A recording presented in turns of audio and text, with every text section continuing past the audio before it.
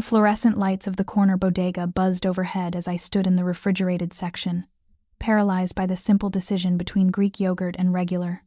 My hand hovered between the two options, trembling slightly not from the cold, but from the crushing weight of exhaustion that had become my constant companion. 3 years. 3 years since I'd clawed my way up from junior associate to senior financial analyst at Hartwell & Associates. 3 years of 80-hour weeks, missed birthdays, abandoned friendships, and a social life that existed only in the theoretical realm. 3 years of building the career I'd dreamed about since college, only to discover that success tasted like stale coffee and felt like perpetual burnout. If you're enjoying this story so far, don't forget to hit the like button and subscribe. Drop a comment telling me where in the world you're watching from. I love hearing from you. I grabbed the regular yogurt cheaper, and at this point, what did it matter, and made my way to the counter. The cashier, an older Korean woman who'd seen me stumble in here at various ungodly hours, gave me a look that somehow conveyed both pity and disappointment. "You work too much," she said, not for the first time, as she scanned my items. Yogurt, protein bars, instant coffee, the dinner of champions. "I know, Mrs. Kim," I replied, offering a tired smile. "Just a few more weeks until the Bergman deal closes. Then I can breathe." She shook her head, muttering something in Korean that I suspected wasn't complimentary. As I paid and gathered my sad little bag of provisions, my phone buzzed with a notification that made my stomach drop. Reminder: Hartwell & Associates Annual Gala, Saturday, 7 p.m. +1 required for senior staff. I'd been ignoring this event for weeks, hoping it would somehow cease to exist if I pretended hard enough. The annual gala was Martin Hartwell's pride and joy, a black tie affair where he paraded his success and his employees before potential clients and competitors alike. Attendance wasn't technically mandatory, but everyone knew that optional, in corporate speak, meant your career depends on it. The +1 requirement was the real knife twist. Martin believed in presenting a certain image: successful, stable, committed. Single senior analysts didn't fit that narrative. Never mind that I'd sacrificed any possibility of a relationship on the altar of my career advancement. I stepped out into the cool October evening, the Chicago wind cutting through my thin blazer. Michigan Avenue stretched before me, alive with Friday night energy, couples laughing, groups of friends heading to dinner, people living lives that felt impossibly distant from my own existence. My phone buzzed again. A text from my assistant, Jeremy. "Don't forget Bergman meeting moved to 8 a.m. tomorrow. Also, Martin asked if you'd confirmed your +1 for the gala. He's updating the seating chart. Perfect. Just perfect." I was so absorbed in mentally cataloging my complete lack of romantic prospects that I nearly collided with someone as I rounded the corner onto a quieter side street, my shortcut to the L station. "Sorry," I muttered, sidestepping automatically. "No harm done." The voice stopped me cold. Deep, with a slight accent I couldn't quite place. Italian, maybe, or Spanish, and carrying an undertone of amusement that suggested he found my distraction entertaining rather than annoying. I looked up, and up, into the most striking face I'd ever seen. He was tall, easily over 6 feet, with the kind of presence that seemed to command the space around him despite his relaxed posture. Dark hair styled with casual perfection, a strong jaw shadowed with precisely maintained stubble, and eyes the color of expensive whiskey that caught the streetlight with unsettling intensity. He wore a charcoal suit that probably cost more than my monthly rent, tailored to perfection across broad shoulders and a lean frame. Everything about him screamed money, power, and danger in equal measure. "You look troubled," he observed, those whiskey eyes studying me with an attention that made my skin prickle with awareness. "Bad day at the office?" I should have made an excuse and continued walking. Instead, something about his direct gaze, curious but not invasive, assessing but not judgmental, made me answer honestly. "More like a bad 3 years," I heard myself say, but who's counting? His lips curved into a smile that transformed his face from merely handsome to genuinely devastating. "Someone who needs a drink," I'd wager. "Someone who needs to clone herself," I corrected, suddenly aware of how I must look, rumpled blazer, hair escaping its bun, the glazed expression of the chronically sleep-deprived. One version for work, one for maintaining some semblance of a personal life. "Ah." He tilted his head slightly, that assessing gaze sharpening. Let me guess. Finance? Law? Something that demands your soul as payment for success? Finance, I confirmed, surprised by his accuracy. Senior analyst at Hartwell and Associates. Something flickered in his expression recognition. Perhaps, though it was there and gone too quickly to identify. Impressive. Martin Hartwell doesn't promote anyone who isn't exceptional. The fact that he knew Martin by name should have registered as significant, but I was too caught up in the unexpected pleasure of being seen as exceptional by this compelling stranger. Tell that to my non-existent social life, I said wryly. Or my family, who I haven't seen in 6 months. Or I stopped myself, suddenly aware that I was unloading on a complete stranger, like some kind of therapy-deprived lunatic. Apologies, I said, shaking my head. I don't usually accost random people with my life problems. Long day. No apology necessary. He stepped closer, just enough that I caught his scent, something expensive and masculine, cedar and bergamot, with an underlying note of smoke. Sometimes strangers make the best confidants. No history, no judgment, just honest conversation. The streetlight flickered above us, casting shifting shadows across his features. In the distance, I could hear the rumble of the L train, the honking of traffic on Michigan Avenue, the pulse of the city that never quite slept. But in this moment, in this quiet side street, it felt like we existed in a bubble separate from the chaos. You're very philosophical for someone I nearly knocked over, I observed. And you're very transparent for someone who works in a profession built on calculated presentations. His eyes held mine, unwavering. That's not a criticism. Merely an observation that you're either more exhausted than you realize, or more honest than is wise. Probably both, I admitted. My phone buzzed again, another email, another crisis, another demand on my perpetually depleted reserves. I ignored it. This event you're dreading, he said, as if he could read my thoughts in my expression. What makes it so terrible? I laughed, the sound brittle even to my own ears. How did you... Your face when you checked your phone just now. Pure dread. He leaned against the brick wall of the building beside us, somehow making the casual posture look elegant. So? What's the occasion? Maybe it was exhaustion. Maybe it was the anonymity of confession to a stranger. Maybe it was something in those whiskey-colored eyes that suggested he'd understand. Whatever the reason, I found myself explaining. Annual company gala. Black tie affair where my boss parades his success before potential clients and competitors. Attendance is mandatory for senior staff. And, I hesitated, then pushed forward. +1s are required. Martin believes in projecting stability and commitment. Single senior analysts don't fit the narrative. And you're single, he said. Not a question. Terminally, I confirmed. By necessity more than choice. Relationships require time and energy I don't have. But that doesn't play well at corporate events where everyone's spouse is networking on their behalf and reinforcing the image of balanced, successful professionals. He studied me for a long moment. Something calculating entering his expression. What would you give to solve this problem? The question was odd enough that I actually considered it. What do you mean? A date for this gala. Someone presentable, charming, capable of playing the role Martin Hartwell expects. What would that be worth to you? I stared at him, uncertain whether he was joking. Are you offering? I'm asking a hypothetical question. His smile held a challenge. Humor me.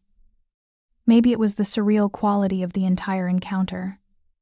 Maybe it was the crushing pressure of knowing I'd have to face Martin on Monday with no solution to the +1 problem. Maybe I'd finally cracked under the weight of 3 years of relentless pressure. $1,000, I heard myself say. I'd pay $1,000 for a convincing date to that gala. His eyebrows rose slightly. Surprise. Or perhaps reassessment. That's quite generous for a single evening. It's the difference between advancing to partner track or plateauing at senior analyst, I explained. Aware of how desperate I sounded but unable to care, Martin rewards those who fit his vision of success. I've worked too hard, sacrificed too much. If you find this story engaging, please take a moment to subscribe and enable notifications. It helps us continue producing in-depth content like this. To let something as stupid as my relationship status derail everything I've built. The stranger was quiet for a moment, his expression thoughtful. Then he pushed off the wall, closing the distance between us until I had to tilt my head back to maintain eye contact. 2,000, he said softly. What? If you're serious about this transaction, and I believe you are, then let's establish proper terms. $2,000, and I'll be the most convincing date Martin Hartwell has ever seen at one of his galas. My heart hammered against my ribs. This was insane. I didn't know this man. He could be anyone, a criminal, a con artist, someone who'd rob me blind or worse. Yet something in his bearing, his confidence, the way he carried himself with unshakable certainty, suggested he was exactly what I needed. Someone who could walk into that gala and make everyone believe we were a real couple. Someone whose presence would be so commanding that no one would question our relationship. I don't even know your name, I said, my voice barely above a whisper. Dante, he replied. Dante Moretti. The name resonated in my mind like a distant bell, familiar somehow, though I couldn't place why. I'm Isabelle Chen, he finished for me. Senior financial analyst at Hartwell & Associates, graduate of Northwestern's Kellogg School of Management, known for your brilliant analysis of emerging markets and your unfortunate tendency toward workaholism. Ice slid down my spine. How do you know all that? His smile was enigmatic. I make it my business to know things, particularly about people who interest me. And I interest you? The question emerged more breathless than I'd intended. More than you realize. His hand rose to my cheek, a feather-light touch that sent electricity cascading through my nervous system. So, Isabelle Chen, do we have an agreement? $2,000 for one evening of perfect companionship? Every rational cell in my brain screamed that this was a terrible idea. That accepting such an offer from a stranger was dangerous, foolish, potentially catastrophic. But I'd spent 3 years being rational, being careful, playing by every rule. And where had it gotten me? Alone, exhausted, facing a career obstacle I couldn't overcome through hard work or brilliance alone. Maybe it was time to take a different kind of risk. Saturday night, I said, surprised by the steadiness in my voice. 7 p.m. The gala is at the Palmer House Hotel, Grand Ballroom. I know it well. His thumb traced my jawline with devastating gentleness. What should I know about you? Beyond the professional achievements. What makes Isabelle Chen real? The question caught me off guard with its sincerity. I faltered, suddenly uncertain. When had I last thought about myself as anything other than my job title? I used to paint, watercolors. I haven't had time in years, but I used to love it. What did you paint? The lake at dawn, Michigan Avenue in the rain. Moments of stillness in the chaos. The memories surfaced unexpectedly, bringing with them a pang of loss for the version of myself who'd had time for such things. Beautiful, he murmured, and telling. You seek peace amid the storm. I wouldn't know, I said honestly. I've been in the storm so long I've forgotten what peace feels like. Something softened in his expression.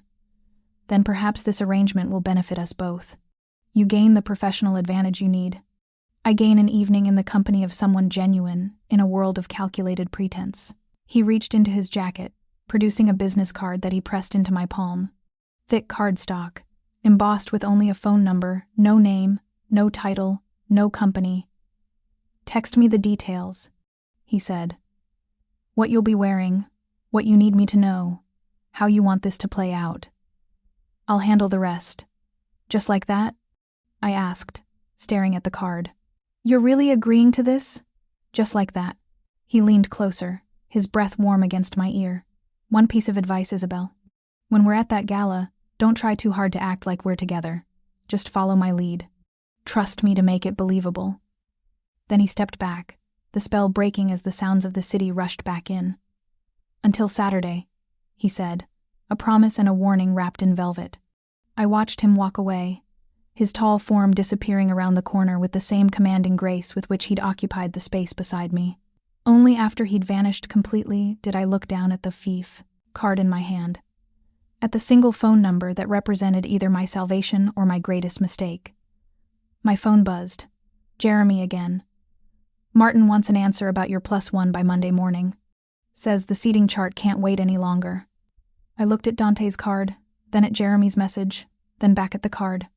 What have I done? I whispered to the empty street. But I already knew the answer. I'd made a deal with a stranger who somehow knew everything about me. A man whose presence radiated danger and whose touch had ignited something I'd thought I'd successfully buried beneath spreadsheets and quarterly reports. I'd hired a date for $2,000. And I had no idea who Dante Moretti really was. The weekend passed in a blur of preparation and second-guessing. Saturday morning, I stood in my apartment, a modest studio in River North that cost obscene rent for what amounted to 400 square feet of living space, staring at my closet like it held the answers to the universe's mysteries. I'd texted Dante the details Friday night, my fingers hovering over the send button for a solid 10 minutes, before I committed to this madness. Palmer House Grand Ballroom, 7 p.m. sharp, black tie. I'll be wearing a navy blue gown. Company executives, potential clients, competitors. Need you to be charming, successful, believable as my boyfriend of 6 months. Everyone will be watching. His response had come within seconds, as if he'd been waiting. Navy blue. Excellent choice, sophisticated without trying too hard. Don't worry about the rest. I've attended more of these events than you'd imagine. You'll be the envy of every woman there. The confidence in his words should have reassured me. Instead, it amplified my anxiety. Who was this man who moved through the world with such certainty? Why had he agreed so readily to this arrangement? And why, despite every warning bell clanging in my mind, did the thought of seeing him again make my pulse race? I selected the navy gown, a designer piece I'd splurged on for last year's gala, never worn because I'd worked through the event instead. The fabric was silk, the cut elegant and form-fitting without being inappropriate, with a modest neckline and back that dipped just low enough to be interesting. As I laid it on my bed alongside the heels I'd chosen, my phone rang. Not a text, an actual call, from an unknown number. I answered with trepidation. Hello? Isabelle. Dante's voice, even through the phone, sent a shiver down my spine. I'm sending a car for you at 6:30. That will give us time to arrive fashionably late, always better than desperately punctual, and to align our story. A car? I echoed. That's not necessary. I can meet you there. Isabelle. The way he said my name, with that slight Italian inflection, made it sound like a caress and a command simultaneously. We're establishing that you're with someone who values you, someone who would never let you take public transportation to an important event. The car is part of the performance. He was right, of course. Martin noticed details like that: who arrived, how, with whom, in what condition. Showing up in an Uber would undermine everything. Okay, I agreed. 6:30. And Isabelle? His voice dropped lower. Breathe. This evening will be far less terrifying than you're imagining. How do you know what I'm imagining? Because you're intelligent enough to realize you've made an uncharacteristically impulsive decision, and you're now analyzing every possible way it could go wrong. I could hear the smile in his voice. Stop. For one evening, let go of the control that's been suffocating you. Trust me to handle it. He hung up before I could respond, leaving me staring at my phone and wondering how this stranger seemed to read me so effortlessly. 6:30 arrived with alarming speed. I'd spent the intervening hours in a state of productive anxiety, doing my hair in soft waves, applying makeup with more care than I'd given it in months, and rehearsing possible conversations until I felt moderately prepared. The intercom buzzed precisely on time. Miss Chen? Your car is here. My stomach performed an acrobatic routine as I gathered my clutch and wrap. This was it. No backing out now. I'd already transferred half the agreed amount to Dante. He'd sent me payment information with startling efficiency, with the rest to follow after the event. The elevator ride down felt eternal. When the doors opened to the lobby, I saw through the glass doors to where a sleek black town car waited at the curb. The driver, an older man in a professional suit, stood holding the rear door open. Miss Chen? He greeted me with a respectful nod. Mr. Moretti is waiting. My breath caught.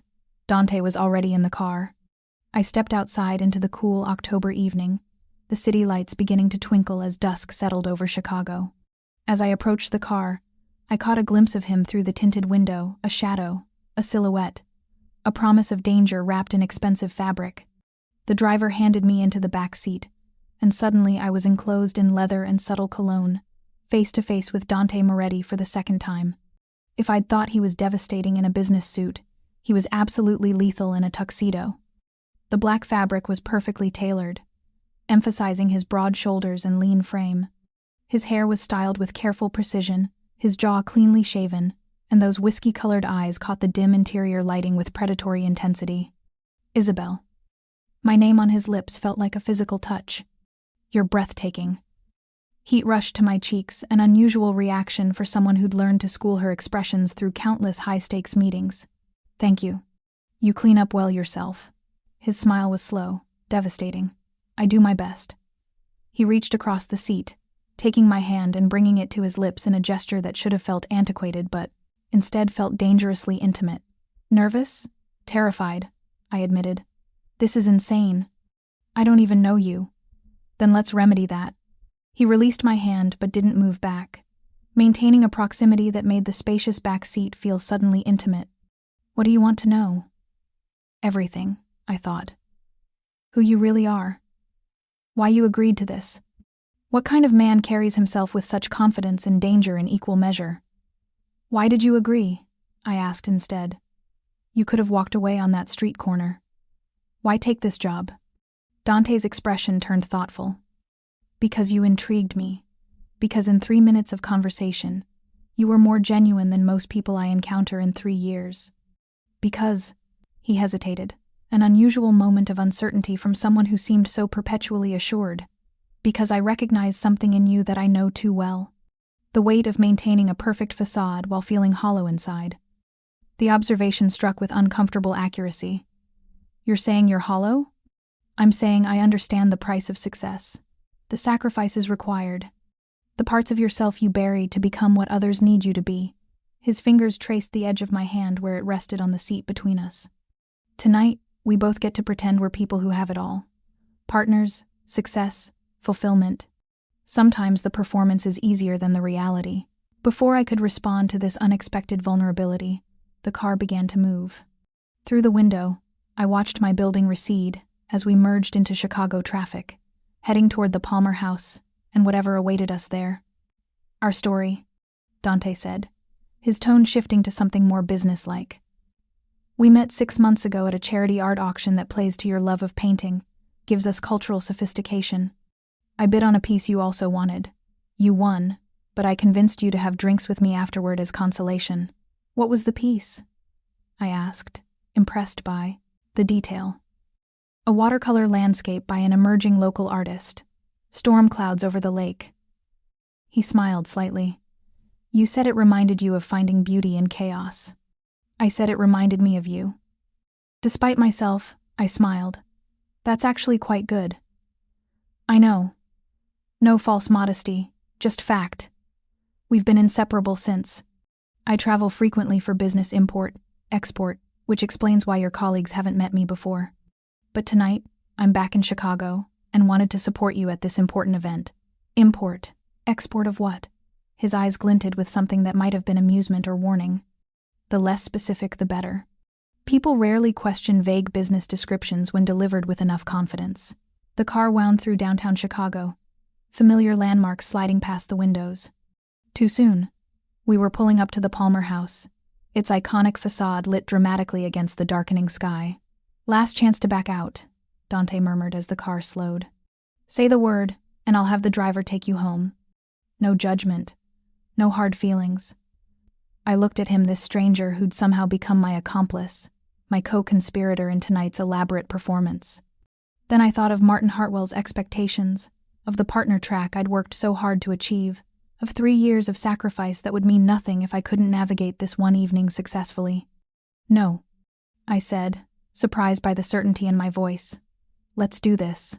His smile was fierce, approving. That's my girl. The possessive phrase should have irritated me. Instead, it sent a thrill through my system that I had no time to analyze before the driver opened the door and the performance began. Dante emerged from the car first, moving with fluid grace as he buttoned his tuxedo jacket.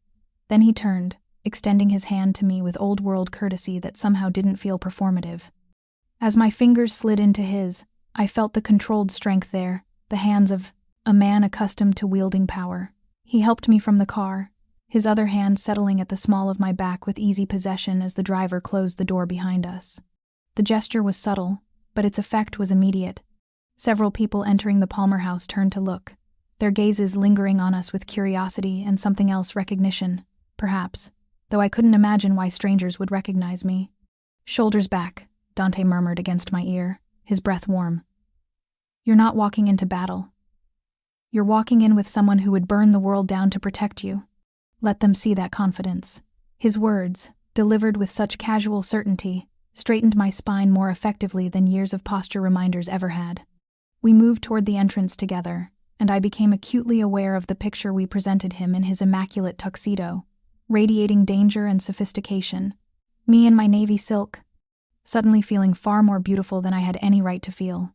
The Palmer House lobby was already crowded with gala attendees.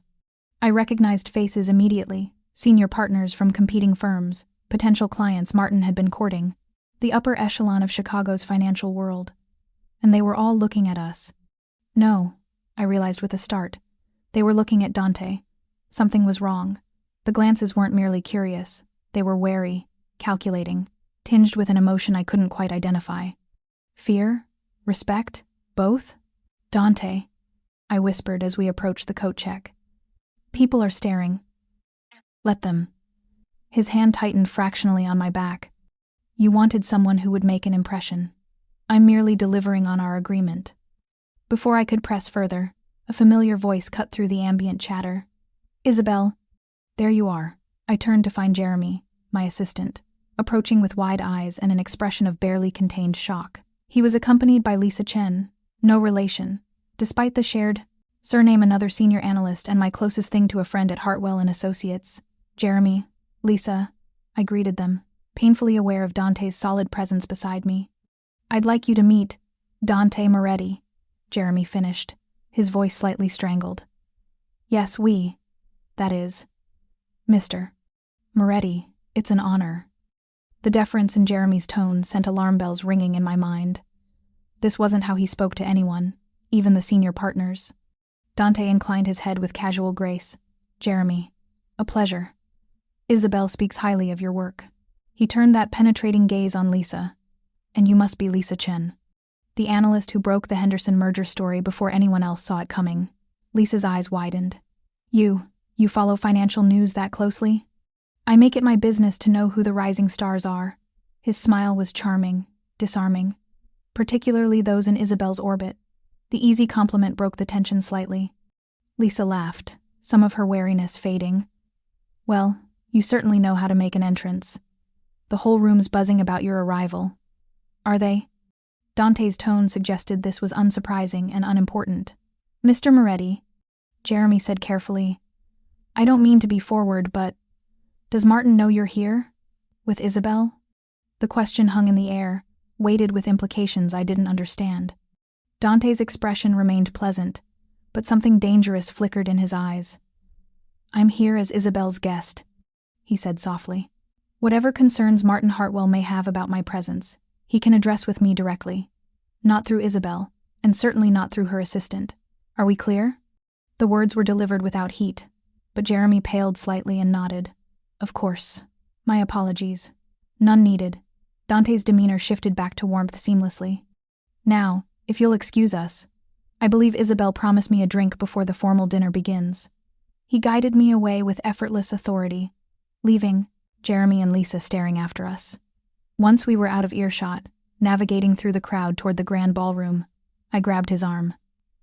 "What was that about?" I demanded in a harsh whisper. "Why would Martin care that you're here? Who are you really?" Dante found us a relatively quiet corner near a towering arrangement of white orchids.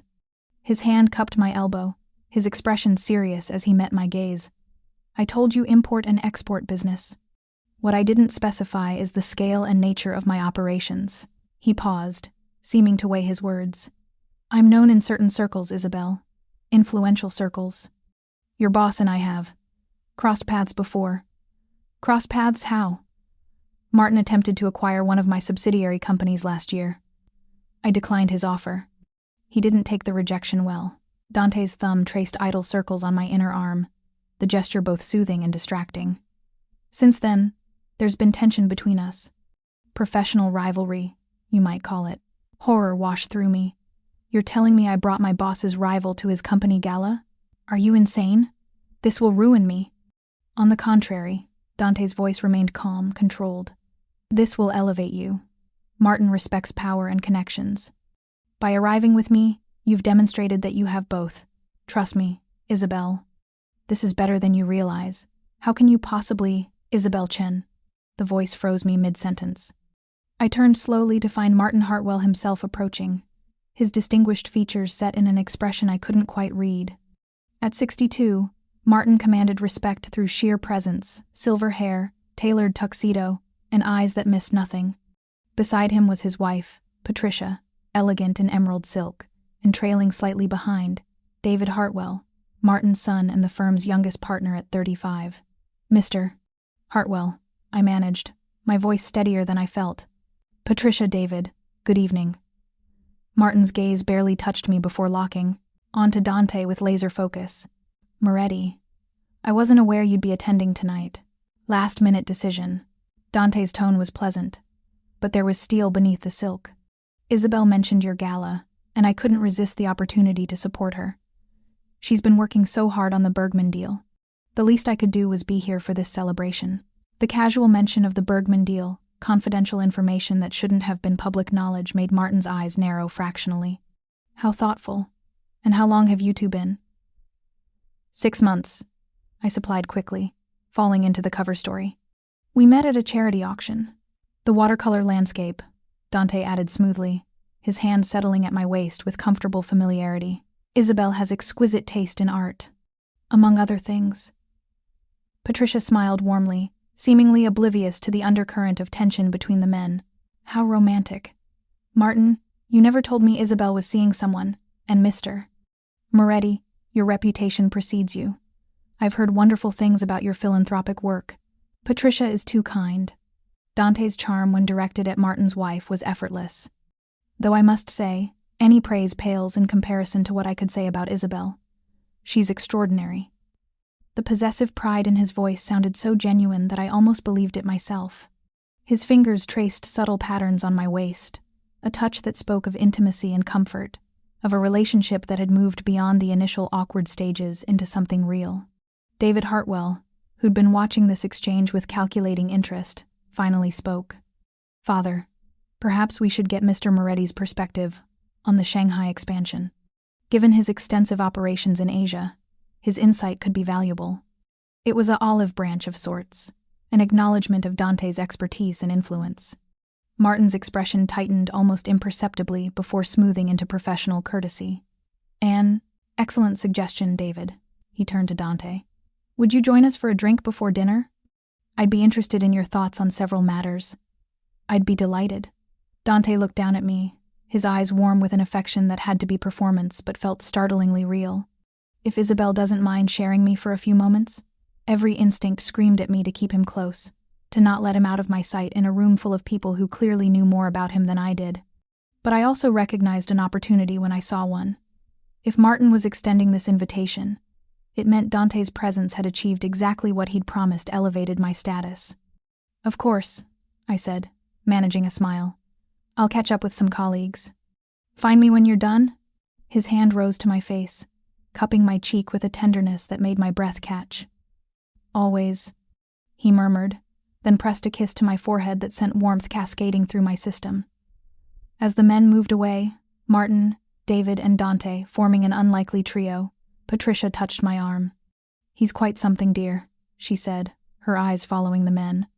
How on earth did you keep him secret for 6 months? He travels extensively, I replied, sticking to the script, and I've been so focused on work. We've been careful about keeping our personal and professional lives separate. Very wise. She lowered her voice conspiratorially. Though I have to say, bringing someone like Dante Moretti to a firm event is quite the statement. Martin may seem stern, but he respects boldness. You've certainly made an impression tonight. Before I could respond, Lisa appeared at my elbow, grabbing my arm with barely restrained urgency. Bathroom. Now, she hissed.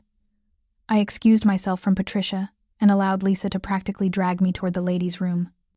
Once inside the ornate space, all marble and gold fixtures, she whirled on me. Are you out of your mind? She demanded.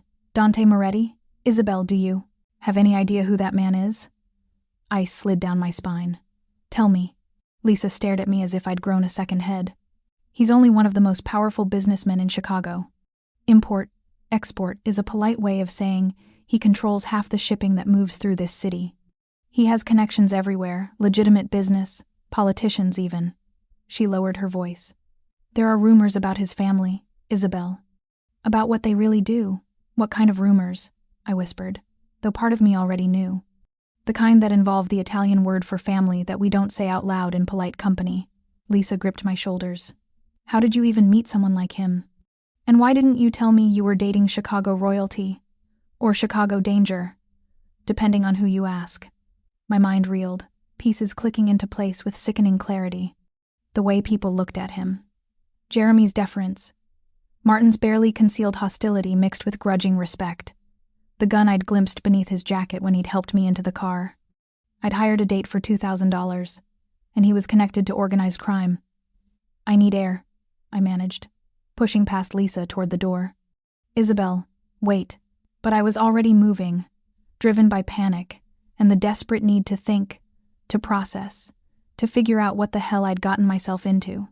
I bypassed the grand ballroom entirely, heading instead for the exterior terrace I knew opened off the mezzanine level.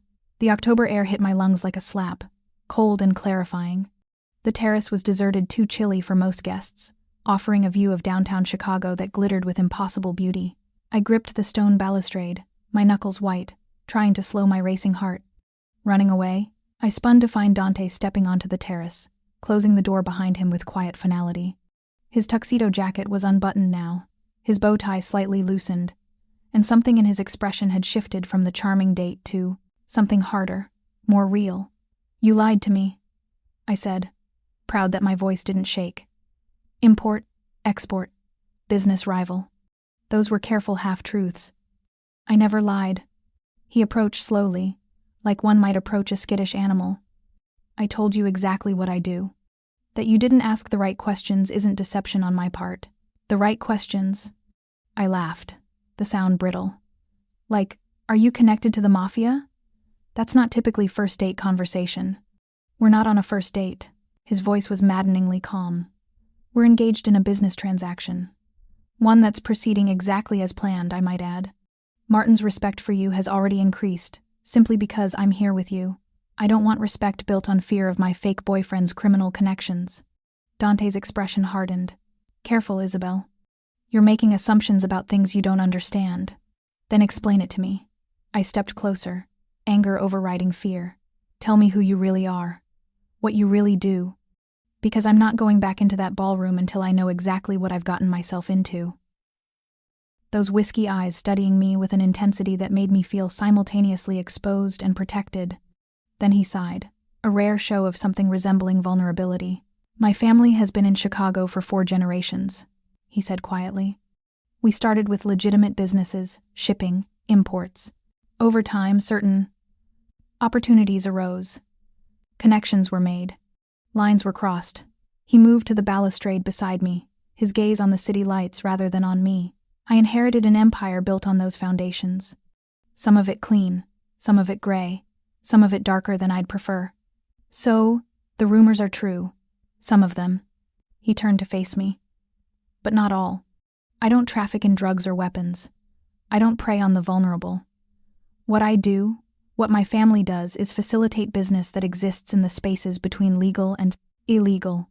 We provide protection, services, connections. Is it criminal? By the letter of the law, occasionally. Is it necessary? In this city, absolutely. I shook my head, trying to reconcile the man before me with the image his words painted. And Martin knows this? Martin suspects, like everyone in certain circles. But suspicion without proof is just gossip. Dante's hand found mine on the balustrade, his fingers threading through mine with devastating gentleness. Isabelle, nothing about tonight has changed. You needed a date who would elevate your status. I'm providing exactly that. What I do in my professional life has no bearing on this arrangement. It has every bearing. I pulled my hand away.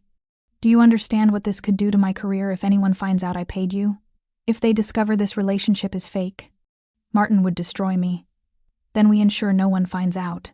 His voice dropped lower, taking on an edge I hadn't heard before. You wanted to play in the big leagues, Isabelle. This is what that looks like. Power, influence, calculated risk. If you want that partner track, you need to be willing to do what others won't. The words struck with uncomfortable accuracy. Wasn't that exactly what I'd been doing for 3 years? Sacrificing, compromising, pushing boundaries in pursuit of success? I could walk away right now, I said, though the words lacked conviction. Tell Martin we had a fight. End this before it gets more complicated. Dante stepped closer, eliminating the distance between us until I could feel his heat, smell his cologne, see the dangerous glint in his eyes. You could, he agreed. But you won't. Because you didn't fight this hard, sacrifice this much, to quit when the stakes get real. You're many things, Isabelle Chen. But a coward isn't one of them. His hand rose to my face, tilting my chin up until I had no choice but to meet his gaze. So here's what's going to happen. We're going to return to that ballroom together. You're going to charm clients and network with grace. I'm going to be the supportive, successful partner who makes Martin Hartwell grudgingly respect you. And at the end of the evening, you'll have everything you wanted from this arrangement. And then what? I whispered, trapped in the intensity of his stare. Then we decide if one evening is enough. His thumb traced my lower lip with feather-light precision. Or if what's happening between us is worth exploring further. Nothing's happening between us, I protested weakly. This is a transaction. Is it? His face lowered toward mine, so close I could count his eyelashes. Then why is your pulse racing? Why did you lean into my touch just now? Why are you looking at my mouth like you're wondering what it would feel like against yours? He was right, and the realization sent panic and something darker, something hungry, coursing through me. This was supposed to be simple $2,000 for a convincing performance. Instead, I was on a terrace with a dangerous man who made me feel things I'd successfully suppressed for years, considering possibilities that had no place in my carefully constructed life. We should go back inside, I managed, though my body remained frozen in place. We should, he agreed, but neither of us moved. The city stretched below us, millions of lights representing millions of lives, all of them simpler than what I'd stumbled into. Somewhere in that ballroom, my career hung in the balance. Somewhere beyond this terrace, reality waited with all its complications and consequences. But in this moment, with Dante's hand on my face and his eyes promising both danger and protection in equal measure, none of that seemed to matter. One more thing, he said softly, before we return. What? His lips curved into a smile that was equal parts tender and predatory. If anyone asks how we fell for each other, tell them it was a night like this, when you were terrified and defiant in equal measure, and I realized I'd never met anyone who could match me so perfectly. That's quite a line, I managed, though my voice was unsteady. It's not a line. His forehead touched mine, the gesture startlingly intimate. It's the truth. The question is whether you're brave enough to acknowledge it. Before I could respond, before I could even process what he'd said, voices drifted from inside. The dinner announcement. Time had run out on our stolen moment of honesty. Dante stepped back, adjusting his bow tie and jacket with practiced efficiency. When he offered his arm, his expression had returned to that charming mask. All traces of vulnerability vanished. Ready? He asked. I took his arm, feeling the solid strength beneath expensive fabric. As I'll ever be. Then let's give them a show worth remembering. The grand ballroom of the Palmer House was a study in elegance crystal chandeliers, floor-to-ceiling mirrors, and tables draped in ivory linen with centerpieces of white roses and orchids. The Hartwell and Associates annual gala was in full swing, with at least 200 guests mingling, networking, and engaging in the social theater that defined Chicago's business elite. As Dante and I re-entered, I felt the shift in energy. Conversations paused, heads turned. The whispers that had started with our arrival amplified into a low buzz of speculation. Chin up, Dante murmured against my ear. They're not staring because something's wrong. They're staring because you look stunning and dangerous on my arm. Own it. His confidence was infectious. I straightened my spine, allowing a smile to curve my lips as we moved through the crowd. Several senior partners I'd barely spoken to in 3 years suddenly found reasons to intercept our path, offering greetings and curious glances. Isabelle, you look wonderful, said Robert Chen, a partner who'd never remembered my name before tonight. And Mr. Moretti, I don't believe we've been introduced. Robert Chen, senior, partner, Dante Moretti. They shook hands, and I watched Robert's expression shift through several emotions, Recognition, wariness, calculated friendliness. I've heard excellent things about Hartwell and Associates. Isabelle speaks highly of the firm. We're fortunate to have her. Robert's gaze slid to me with new appreciation. Your work on the Bergman deal has been exceptional, Isabelle. Martin mentioned you're being considered for early partner track. The words partner track, early consideration were ones I'd dreamed of hearing for 3 years. That they were being spoken now, in this moment, because Dante Moretti stood beside me, felt both validating and deeply uncomfortable. That's wonderful news, Dante said, his hand tightening possessively on my waist. Though, not surprising, Isabelle's brilliance speaks for itself. The pride in his voice sounded genuine enough that even I almost believed he meant it. As Robert excused himself, promising to speak more after dinner, Dante guided me toward our assigned table. We'd been seated at table 3, a significant placement, near enough to Martin's table to be noteworthy, but not so close as to be presumptuous. At our table, I found familiar faces. Jeremy and his husband Marcus, Lisa and her date, and 2 other senior analysts I knew casually. They all looked up as we approached, their expressions ranging from curious to stunned. Introductions were made, hands were shaken, and Dante charmed every single person with effortless grace. He asked Marcus about his work as a gallery curator, engaged Lisa's date in a discussion about architecture, and remembered details Jeremy had mentioned earlier about his recent promotion. You're good at this, I murmured as we finally took our seats, the first course being served by efficient waitstaff. At what? He asked, unfolding his napkin with casual elegance. Making people comfortable, reading them, knowing exactly what to say. His smile was enigmatic. It's a survival skill in my world. Understanding people, their motivations, their vulnerabilities. It's the difference between success and failure. Life and death, sometimes. The casual mention of life and death stakes sent a chill through me, but before I could pursue the thought, Martin Hartwell stood at the head table, tapping his wineglass for attention. Ladies and gentlemen, thank you for joining us for Hartwell and Associates' annual gala. The room quieted as Martin launched into his prepared remarks. Reflections on the past year's successes, acknowledgement of key deals and the people who made them possible, vision for the company's future. I'd heard variations of this speech for 3 years, but tonight, something was different. Before we continue with dinner, Martin said, his gaze sweeping the room, I want to specifically recognize several individuals whose exceptional work this year has positioned us for unprecedented growth. He named several partners, praising their client acquisitions and deal closures. Then his eyes landed on our table. Isabelle Chen, would you stand, please? My heart stopped. This wasn't typical. Martin rarely singled out analysts for public recognition at the gala. Dante's hand found mine under the table, squeezing gently. Go, he whispered. You've earned this. I stood on trembling legs, acutely aware of 200 pairs of eyes fixed on me. Isabelle joined us 3 years ago as a junior analyst, Martin continued. In that time, she's demonstrated exceptional skill in market analysis and strategic financial planning. Her work on the Bergman acquisition, securing a deal many thought impossible, exemplifies the kind of innovative thinking that defines Hartwell and Associates. Isabelle, your dedication and brilliance have not gone unnoticed. Applause rippled through the ballroom. As I nodded my thanks and moved to sit back down, Martin added one more thing. I'm pleased to announce that Isabelle Chen will be joining our partner track, effective immediately. We look forward to her continued contributions to the firm's success. The applause intensified. I sank into my chair in shock, barely registering the congratulations being offered from all sides. Partner track. The words I'd been chasing for 3 years. Suddenly real.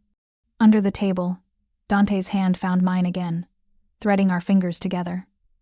When I turned to him, his expression held genuine pride. Congratulations, he said softly. Well deserved. This is because of you, I whispered back, torn between gratitude and guilt. Because you're here. His eyes held mine. This is because of you. Your work, your dedication, your brilliance. I'm merely the catalyst that ensured Martin recognized what was already true. As dinner progressed through its courses, I found myself relaxing into the evening. Dante was attentive without being smothering, charming without being false. He knew when to let me take the lead in conversations and when to step in with a supportive comment. To anyone watching, We must have looked like a couple who'd been together far longer than 6 months, comfortable, connected, genuinely fond of each other. The problem was, I was starting to forget it was an act. Between courses, as others at our table engaged in animated discussion about recent market trends, Dante leaned close. "You're thinking too hard," he observed. "I can see the wheels turning. I'm trying to figure out what's real and what's performance," I admitted quietly. His hand found my thigh under the table, the touch sending electricity through my system. "Perhaps the line between the two isn't as clear as you think." Before I could respond, the lights dimmed slightly, and music began to play the signal for the dancing portion of the evening. Couples were already moving toward the cleared space that served as a dance floor. Dante stood, offering his hand. "Dance with me." It wasn't a question, but nor was it a command. An invitation waited, with possibility. "I'm not very good," I warned as I took his hand. "Then let me lead." He guided me to the dance floor with that same easy confidence, his hand settling at my waist as mine found his shoulder. As we began to move together, I realized with surprise that he was an excellent dancer, leading with subtle pressure and fluid grace that made even my amateur efforts look coordinated. "Where did you learn to dance like this?" I asked, grateful for his skill compensating for my lack. "My mother insisted all her children learn properly. Said it was the mark of civilization." Something bittersweet crossed his features. "She passed 5 years ago, but I still hear her voice every time I step onto a dance floor." The vulnerability in that admission caught me off guard. "I'm sorry. Were you close?" She was the only person who ever truly knew me. All of me, the good, the bad, the complicated. His hand tightened on my waist. "She used to say that a man could conquer empires, but if he couldn't be honest with himself about who he was, he'd never know peace. Did you listen?" Eventually, his eyes met mine, though it took losing her to understand what she meant. We moved together in silence for a moment, the music swelling around us. Other couples danced nearby, Martin and Patricia, David Hartwell with a stunning blonde I didn't recognize, various partners and their spouses. "They're all watching us," I murmured, catching several surreptitious glances in our direction. "Let them." Dante spun me gently, bringing me back against his chest with practiced ease. "Give them something worth watching." His hand slid from my waist to the small of my back, drawing me closer until our bodies were nearly flush. The move was bold without being inappropriate, the kind of intimacy real couples displayed, comfortable in their connection. "You're enjoying this?" I accused, though my body betrayed me by melting into his hold. "I'm enjoying you," he corrected. "The audience is merely a bonus." As the song shifted to something slower, more intimate, I made a decision that was either brave or foolish. I let myself stop analyzing, stop questioning, stop maintaining the careful distance I'd been clinging to. For one dance, I allowed myself to simply be present, to feel the solid strength of Dante's body against mine, the warmth of his hand on my back, the way we moved together as if we'd been doing this for years rather than hours. When I looked up, I found him watching me with an expression that made my breath catch, something raw and real, stripped of the charming mask he wore so well. "What are you thinking?" I asked softly. "That I agreed to this arrangement for the wrong reasons." What were the wrong reasons? Business opportunity, curiosity, the challenge of the performance. His thumb traced circles on my lower back, the touch both soothing and electrifying. "The right reason is standing in my arms, looking at me like I might be more than the reputation that precedes me." "Dante, I know." He cut off my protest gently. "This was supposed to be simple, a transaction.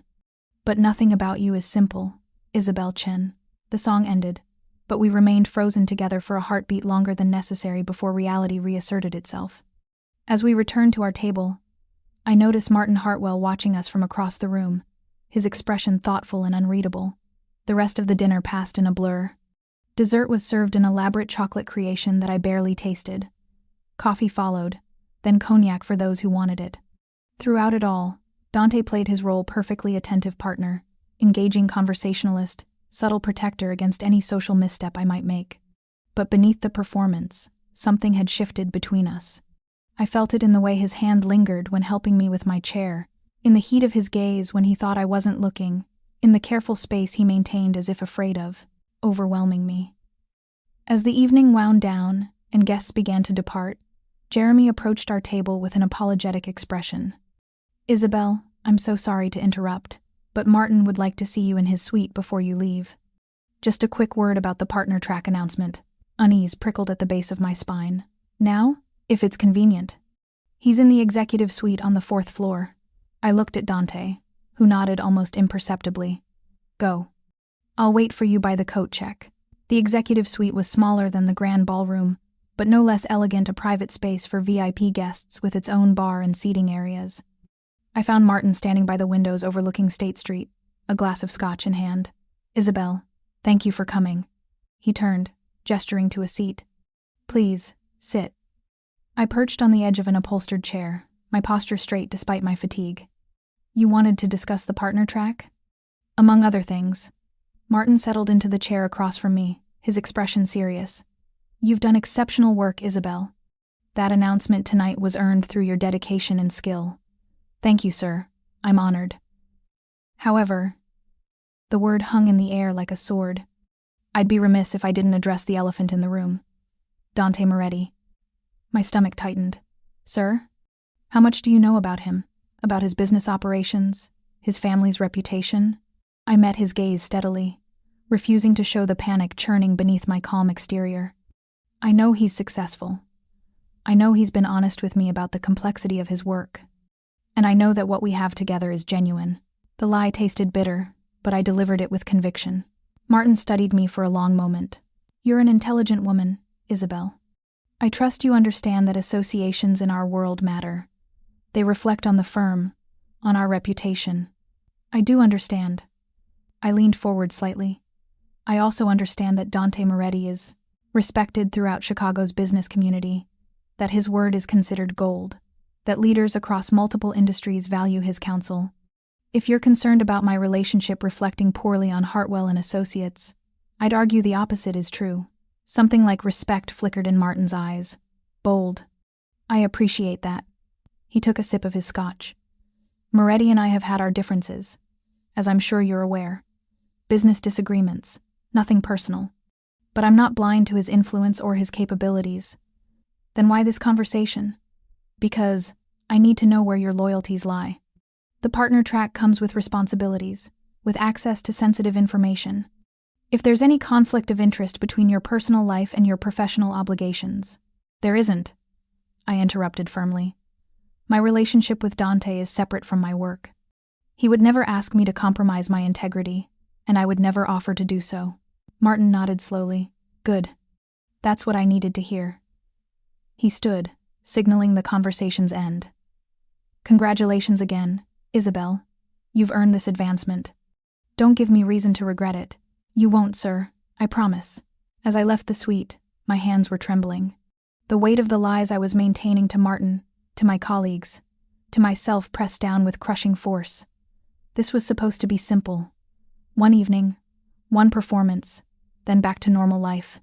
Instead, I'd entangled myself with a man whose mere presence shifted power dynamics, whose touch made me forget every rule I'd lived by, whose darkness called to something in me I hadn't known existed. I found Dante exactly where he'd said he'd be, leaning against a column near the coat check with casual elegance. His eyes found mine immediately, and whatever he saw in my expression made him straighten with concern. What happened? Martin wanted to discuss my relationship with you, to make sure there were no conflicts of interest. Dante's expression darkened. And what did you tell him? That we're genuine, that you'd never compromise my integrity, that my personal life won't affect my professional obligations. I met his gaze squarely. I lied to my boss to protect a fake relationship with a man I met yesterday. So I'm doing great. He moved closer, his hand finding my elbow. Isabelle, don't. I stepped back, needing space to think. This evening is over. The performance is done. I'll transfer the rest of your payment tomorrow. Thank you for your services. The words came out harsher than intended, but I needed to reestablish boundaries before I did something foolish. Like admit that the performance had started to feel real, like confess that his touch affected me in ways that terrified me. Dante's expression shuddered. As you wish. He retrieved my wrap from the coat check, draping it over my shoulders with impersonal efficiency. My driver will take you home. That's not necessary. I can catch a ride. Isabelle. His voice was quiet but firm. It's past midnight. You're exhausted. My driver will take you home safely. That's not negotiable. Too tired to argue. I nodded. We walked to the exit in silence, the earlier ease between us replaced by awkward tension. The town car waited at the curb, the same driver from earlier opening the door with professional courtesy. Before I could step inside, Dante caught my hand. For what it's worth, he said quietly. Tonight wasn't a performance for me. Not all of it. I looked up at him, searching his face for signs of manipulation or calculated charm. Instead, I found only honesty, raw and uncomfortable. It has to be, I whispered. Because if it's not, then I've made a mistake I can't take back. Would that be so terrible? Yes. The word emerged with more force than I'd intended. My career is everything, Dante. I've sacrificed too much to let it be derailed by whatever this is. He released my hand, stepping back. Then I suppose this is goodbye. I suppose it is. I slid into the car before I could change my mind, before I could acknowledge the ache in my chest that had nothing to do with exhaustion. As the door closed and the car pulled away from the Palmer house, I looked back through the rear window. Dante remained on the sidewalk, a solitary figure in his tuxedo, watching me leave. Even from a distance, I could feel the weight of his gaze.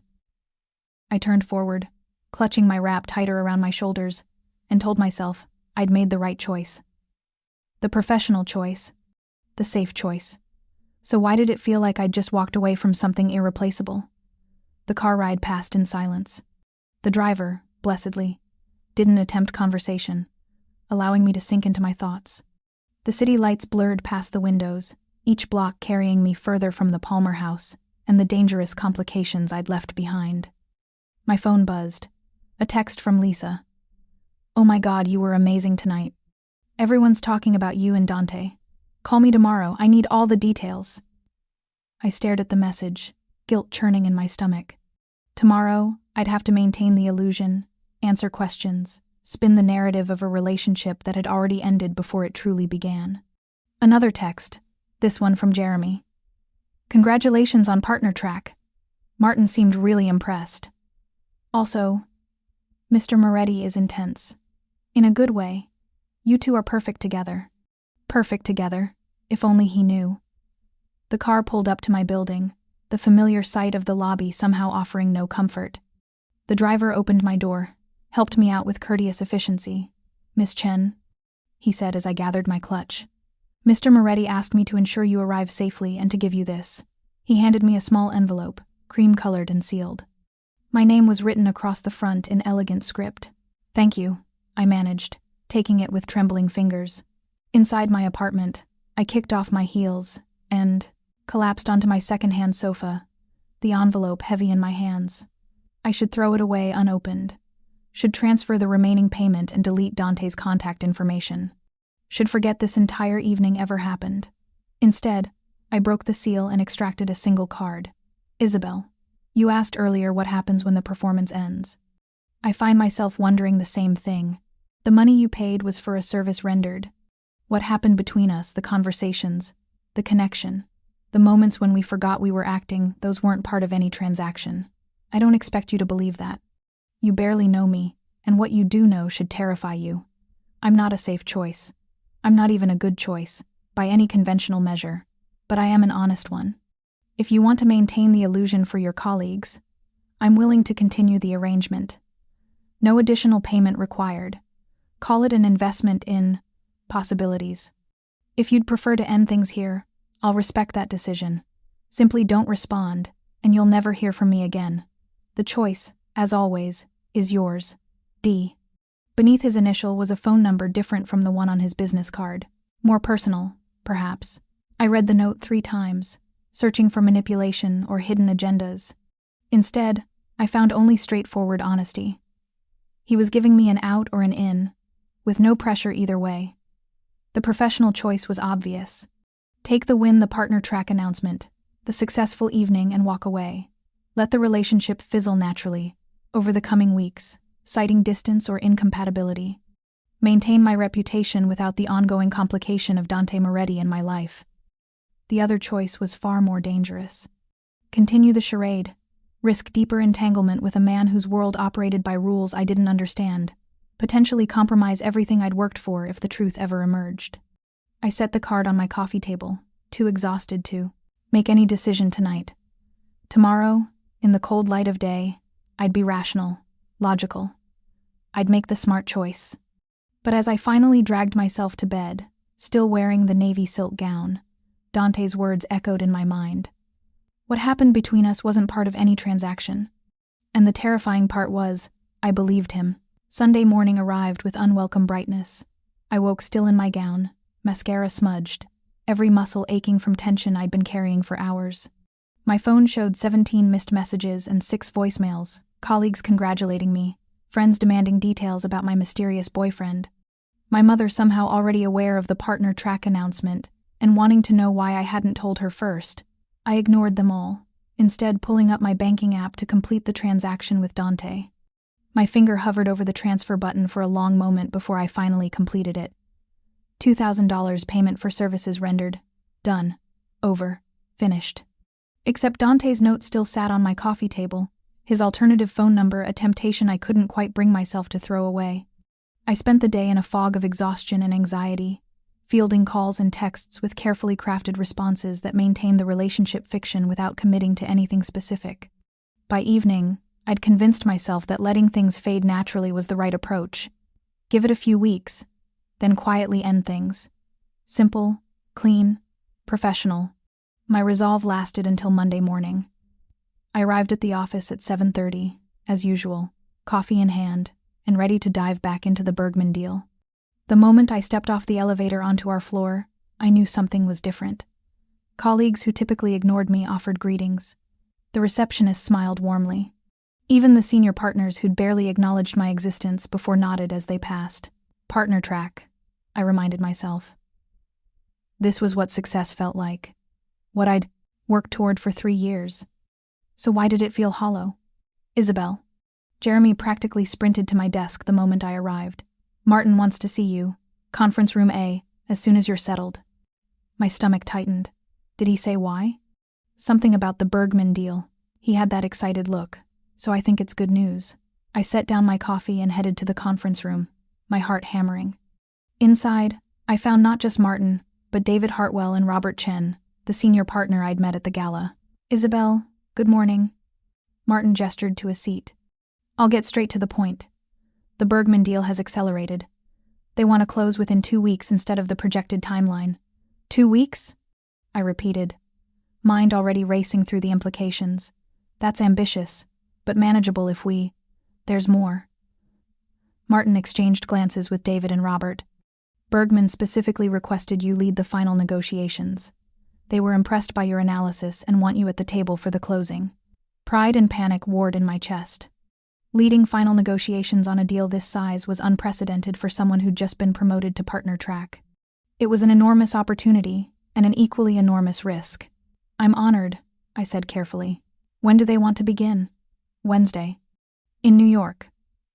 Martin leaned forward. This is high profile, Isabelle. Multiple firms competing for this business. You'll be representing Hartwell and Associates at the highest level. I need to know you're ready. I am. The words emerged with more confidence than I felt. Good. Martin's expression turned slightly uncomfortable. There's one other thing. The negotiations will include several social events, dinners, a cocktail reception. Bergman's CEO believes in getting to know the people he does business with. He'll have his wife there. The other firms will bring partners, spouses. My stomach dropped as I realized where this was going. I'd like you to bring Moretti, Martin said bluntly.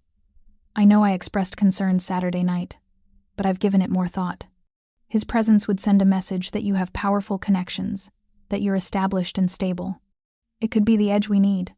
I stared at him, momentarily speechless. Martin wanted me to bring Dante, the man I'd just paid off and planned to never see again. I'm not sure he's available. I managed. His schedule is unpredictable. Ask him.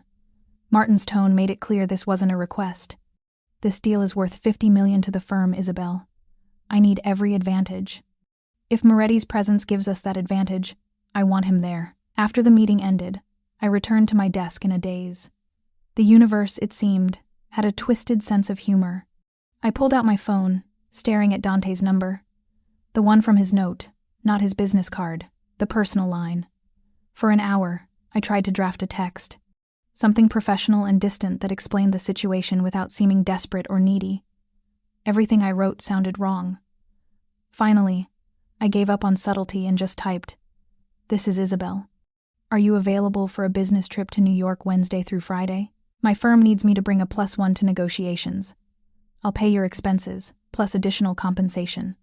I hit send before I could overthink it, then immediately regretted it. This was exactly what I'd been trying to avoid. Further entanglement, continued deception, deeper lies. His response came within minutes. "Hello, Isabelle. I'm available. No additional compensation necessary. Consider it part of our original arrangement. Send me the details and I'll make the necessary preparations." Relief and apprehension flooded through me in equal measure. Another performance. Another few days of pretending. What could possibly go wrong? A second message appeared. "For what it's worth, I'm glad you reached out." I wasn't ready to say goodbye either. I stared at those words, my professional walls cracking despite my best efforts to reinforce them. This was supposed to be simple, transactional. Instead, it was becoming complicated in ways I couldn't control. "Strictly professional," I typed back. "Just a few more days of the arrangement, then we're done." "Of course," he replied. "Strictly professional." But something in those two words suggested he didn't believe that any more than I did. The next 2 days passed in a whirlwind of preparation. I briefed myself on every aspect of the Bergman deal, anticipated every possible objection or complication, and worked 16-hour days ensuring I was ready.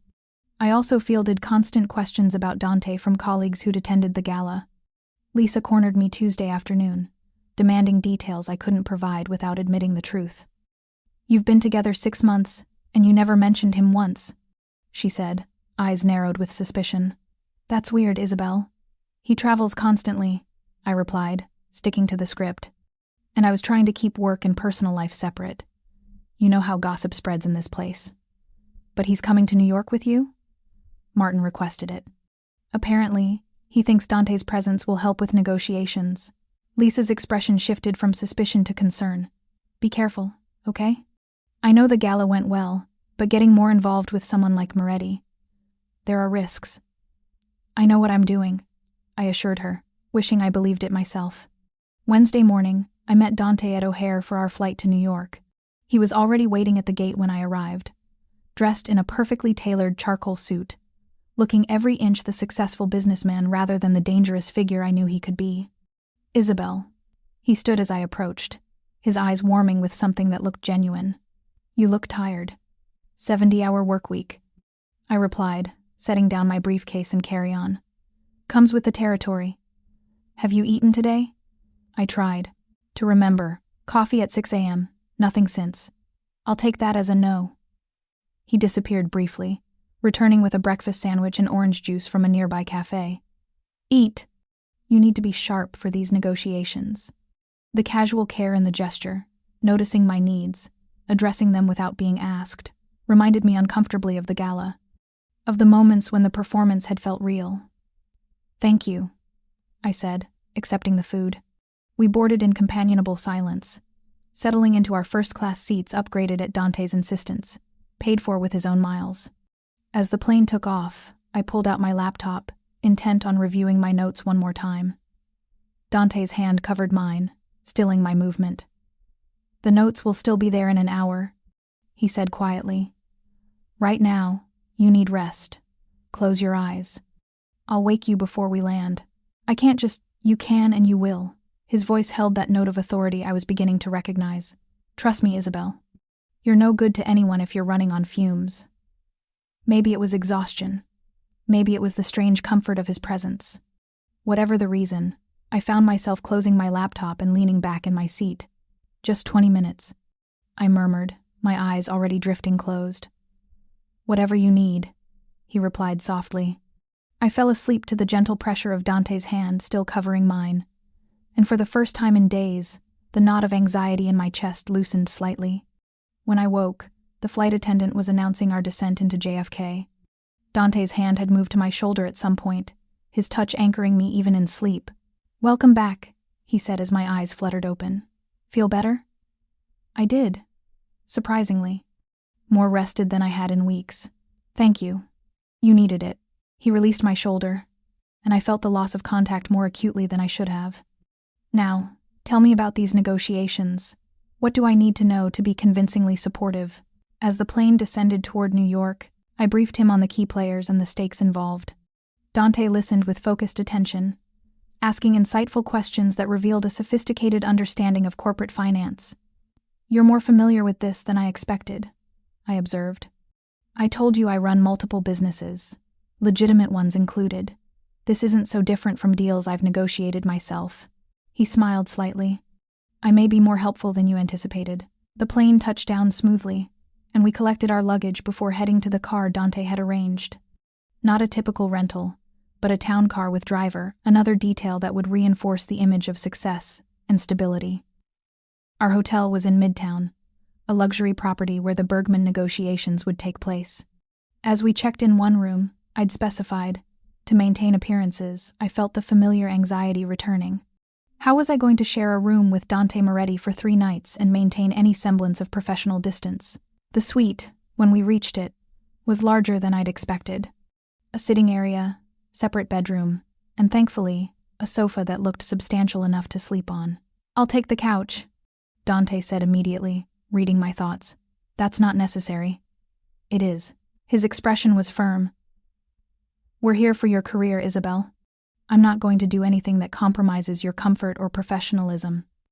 The care in his words, the respect for my boundaries even within our charade, cracked something in my carefully maintained walls. Thank you, I said quietly, for all of this. I know this isn't what you signed up for, isn't it? He set his bag down, turning to face me fully. I signed up to be exactly what you needed. If that's changed from one evening to multiple days, the principle remains the same. Why are you doing this? Really? The question burst out before I could stop it. You've already been paid. You could have said no to New York. Why keep helping me? Dante crossed the space between us, stopping close enough that I had to tilt my head back to maintain eye contact. His hand rose to my face, cupping my cheek with devastating gentleness. Because when I look at you, he said softly, I see someone who's been fighting alone for so long she's forgotten what it feels like to have someone in her corner, and I want to be that someone, even if it's just for a few more days. My breath caught at the raw honesty in his voice. Dante. A knock at the door interrupted whatever I might have said. A bellhop with our luggage, breaking the moment. As Dante dealt with the delivery and tip, I moved to the window, staring out at the Manhattan skyline and trying to calm my racing heart. 3 days. 3 days of negotiations, social events, and maintaining this increasingly complicated charade. 3 days of pretending my feelings for Dante Moretti were fake, and the terrifying realization that I wasn't sure I was pretending anymore. The first negotiation session began at 2 p.m. in the hotel's executive conference room. I'd spent the intervening hours reviewing documents, rehearsing key points, and trying to ignore the way Dante moved through our suite with comfortable familiarity, making coffee, ordering lunch, respecting my need to focus, while somehow still being present. Now, standing outside the conference room in my most severe black suit, I felt the weight of what was about to happen. This wasn't just another deal.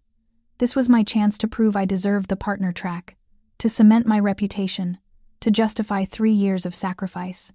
Dante's hand settled at the small of my back, warm and grounding. Breathe, he murmured. You're the smartest person in that room, Isabelle. They just don't know it yet. His confidence in me, delivered with such certainty, steadied my nerves more effectively than any amount of self-talk. I nodded, straightened my shoulders, and walked into the room. The Bergman team was already assembled. Frederick Bergman himself, 68, silver-haired, with the shrewd eyes of someone who'd built an empire through calculated risk. Beside him sat his wife, Eleanor, elegant in a cream suit. Their legal team flanked them, along with 2 other analysts whose expressions ranged from curious to hostile. Representatives from 2 competing firms occupied the other side of the table, Williams and Ross from Boston, and Chen and Partners from San Francisco. Both had brought senior partners and impressive credentials. I was the only analyst leading negotiations. Miss Chen. Frederick Bergman stood, extending his hand with old-world courtesy. Thank you for coming. And this must be the Mr. Moretti, we've heard so much about. I froze momentarily. Heard so much about? From whom? Dante, unruffled, shook Bergman's hand warmly. Mr. Bergman, Mrs. Bergman, a pleasure. Isabelle's been looking forward to these negotiations for weeks. Please, sit. Frederick gestured to the seats across from his team. As we settled in, he continued, I must say, Miss Chen, your analysis of our Asian expansion strategy was the most thorough we received. You identified opportunities even our internal team had missed. Pride warmed my chest. Thank you, sir. I believe the Southeast Asian market represents significant growth potential if approached strategically. Indeed. His gaze shifted to Dante with interest. And Mr. Moretti, I understand you have extensive operations in that region. Import, export, primarily? Something passed between the two men, recognition, perhaps, or mutual understanding of unspoken rules. Among other ventures, Dante replied smoothly. I've found the key to success in Asia is understanding that business is built on relationships first, transactions second. A philosophy I imagine Miss Chen employed in her analysis. It was a perfect deflection, acknowledging his expertise while redirecting focus to me. Frederick smiled, seemingly pleased. Quite right. Relationships matter. He opened the folder before him. Which brings me to why I requested these accelerated negotiations. Time is of the essence, and I need to know which firm truly understands, not just the numbers, but the human element of this expansion. What followed was 3 hours of intense discussion. I presented Hartwell and Associates' strategy, fielded questions from Bergman's team, and countered the competing firms' proposals. Throughout it all, Dante remained a silent but powerful presence beside me, never interrupting, but his mere attendance seeming to lend weight to my words.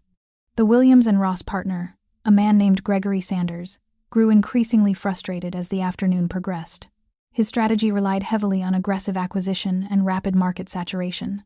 When I pointed out the cultural missteps inherent in that approach, his expression turned hostile.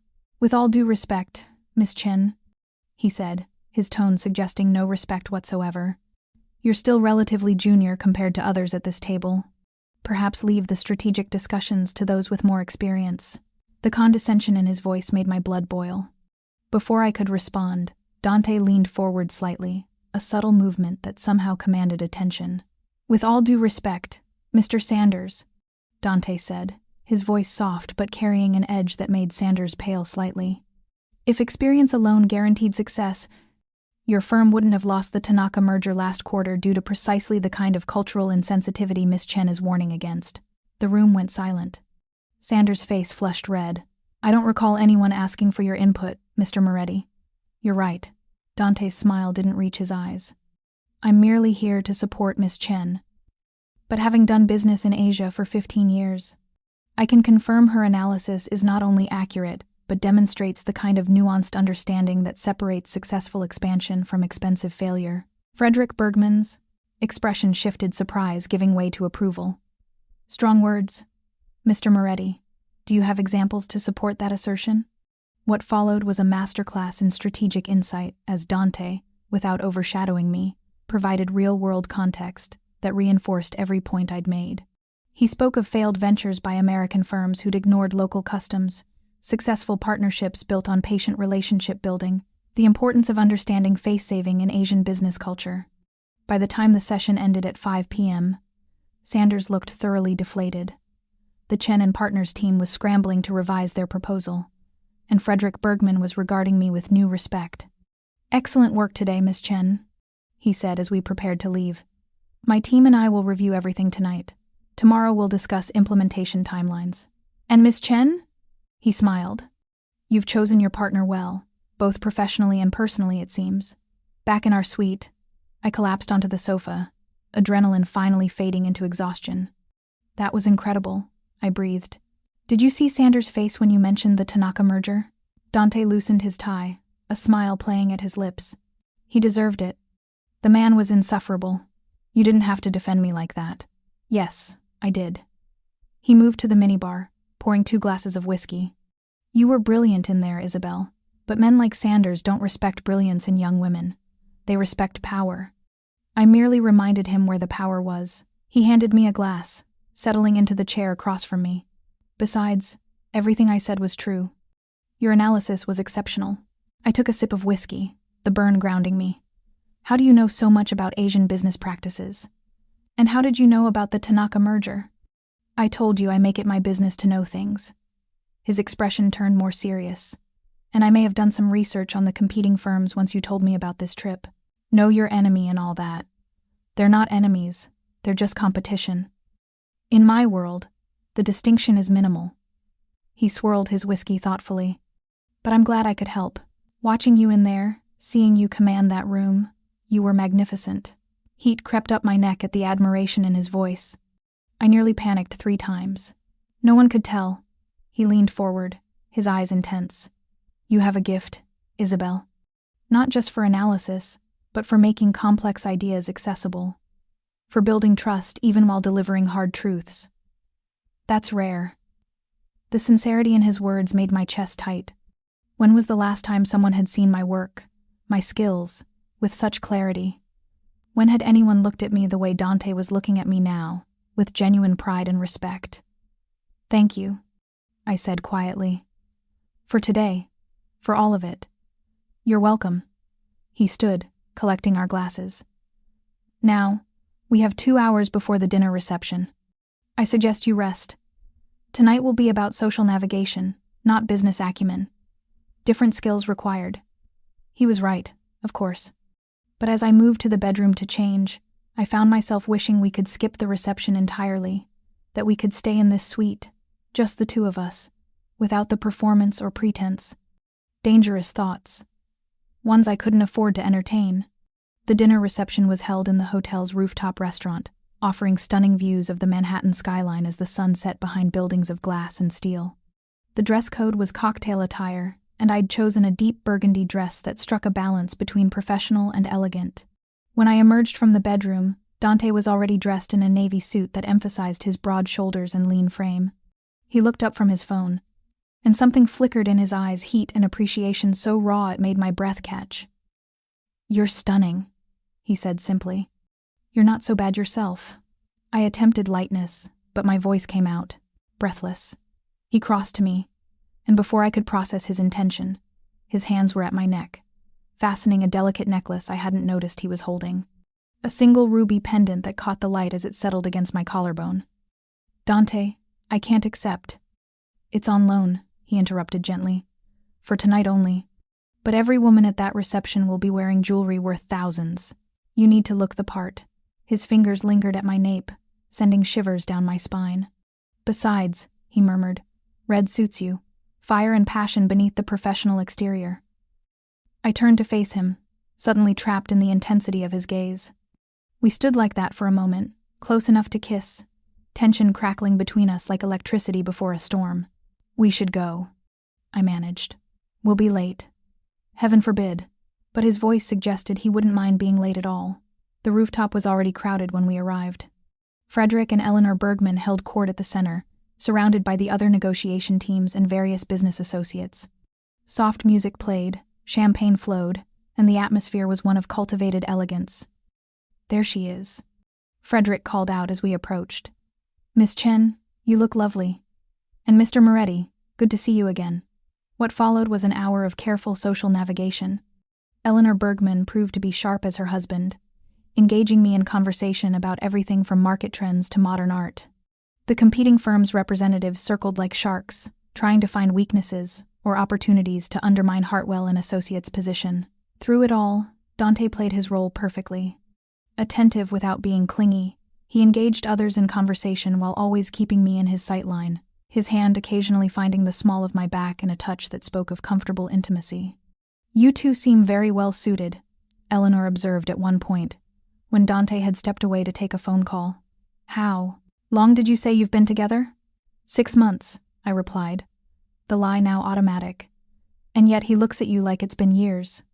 Or perhaps like every moment is still new and precious. She smiled knowingly. That's rare, Miss Chen. In my experience, most relationships settle into comfortable complacency long before 6 months. You're fortunate. Before I could respond to this unsettling observation, Gregory Sanders appeared at my elbow, champagne making him bolder than advisable. Miss Chen, he said, his voice slightly slurred.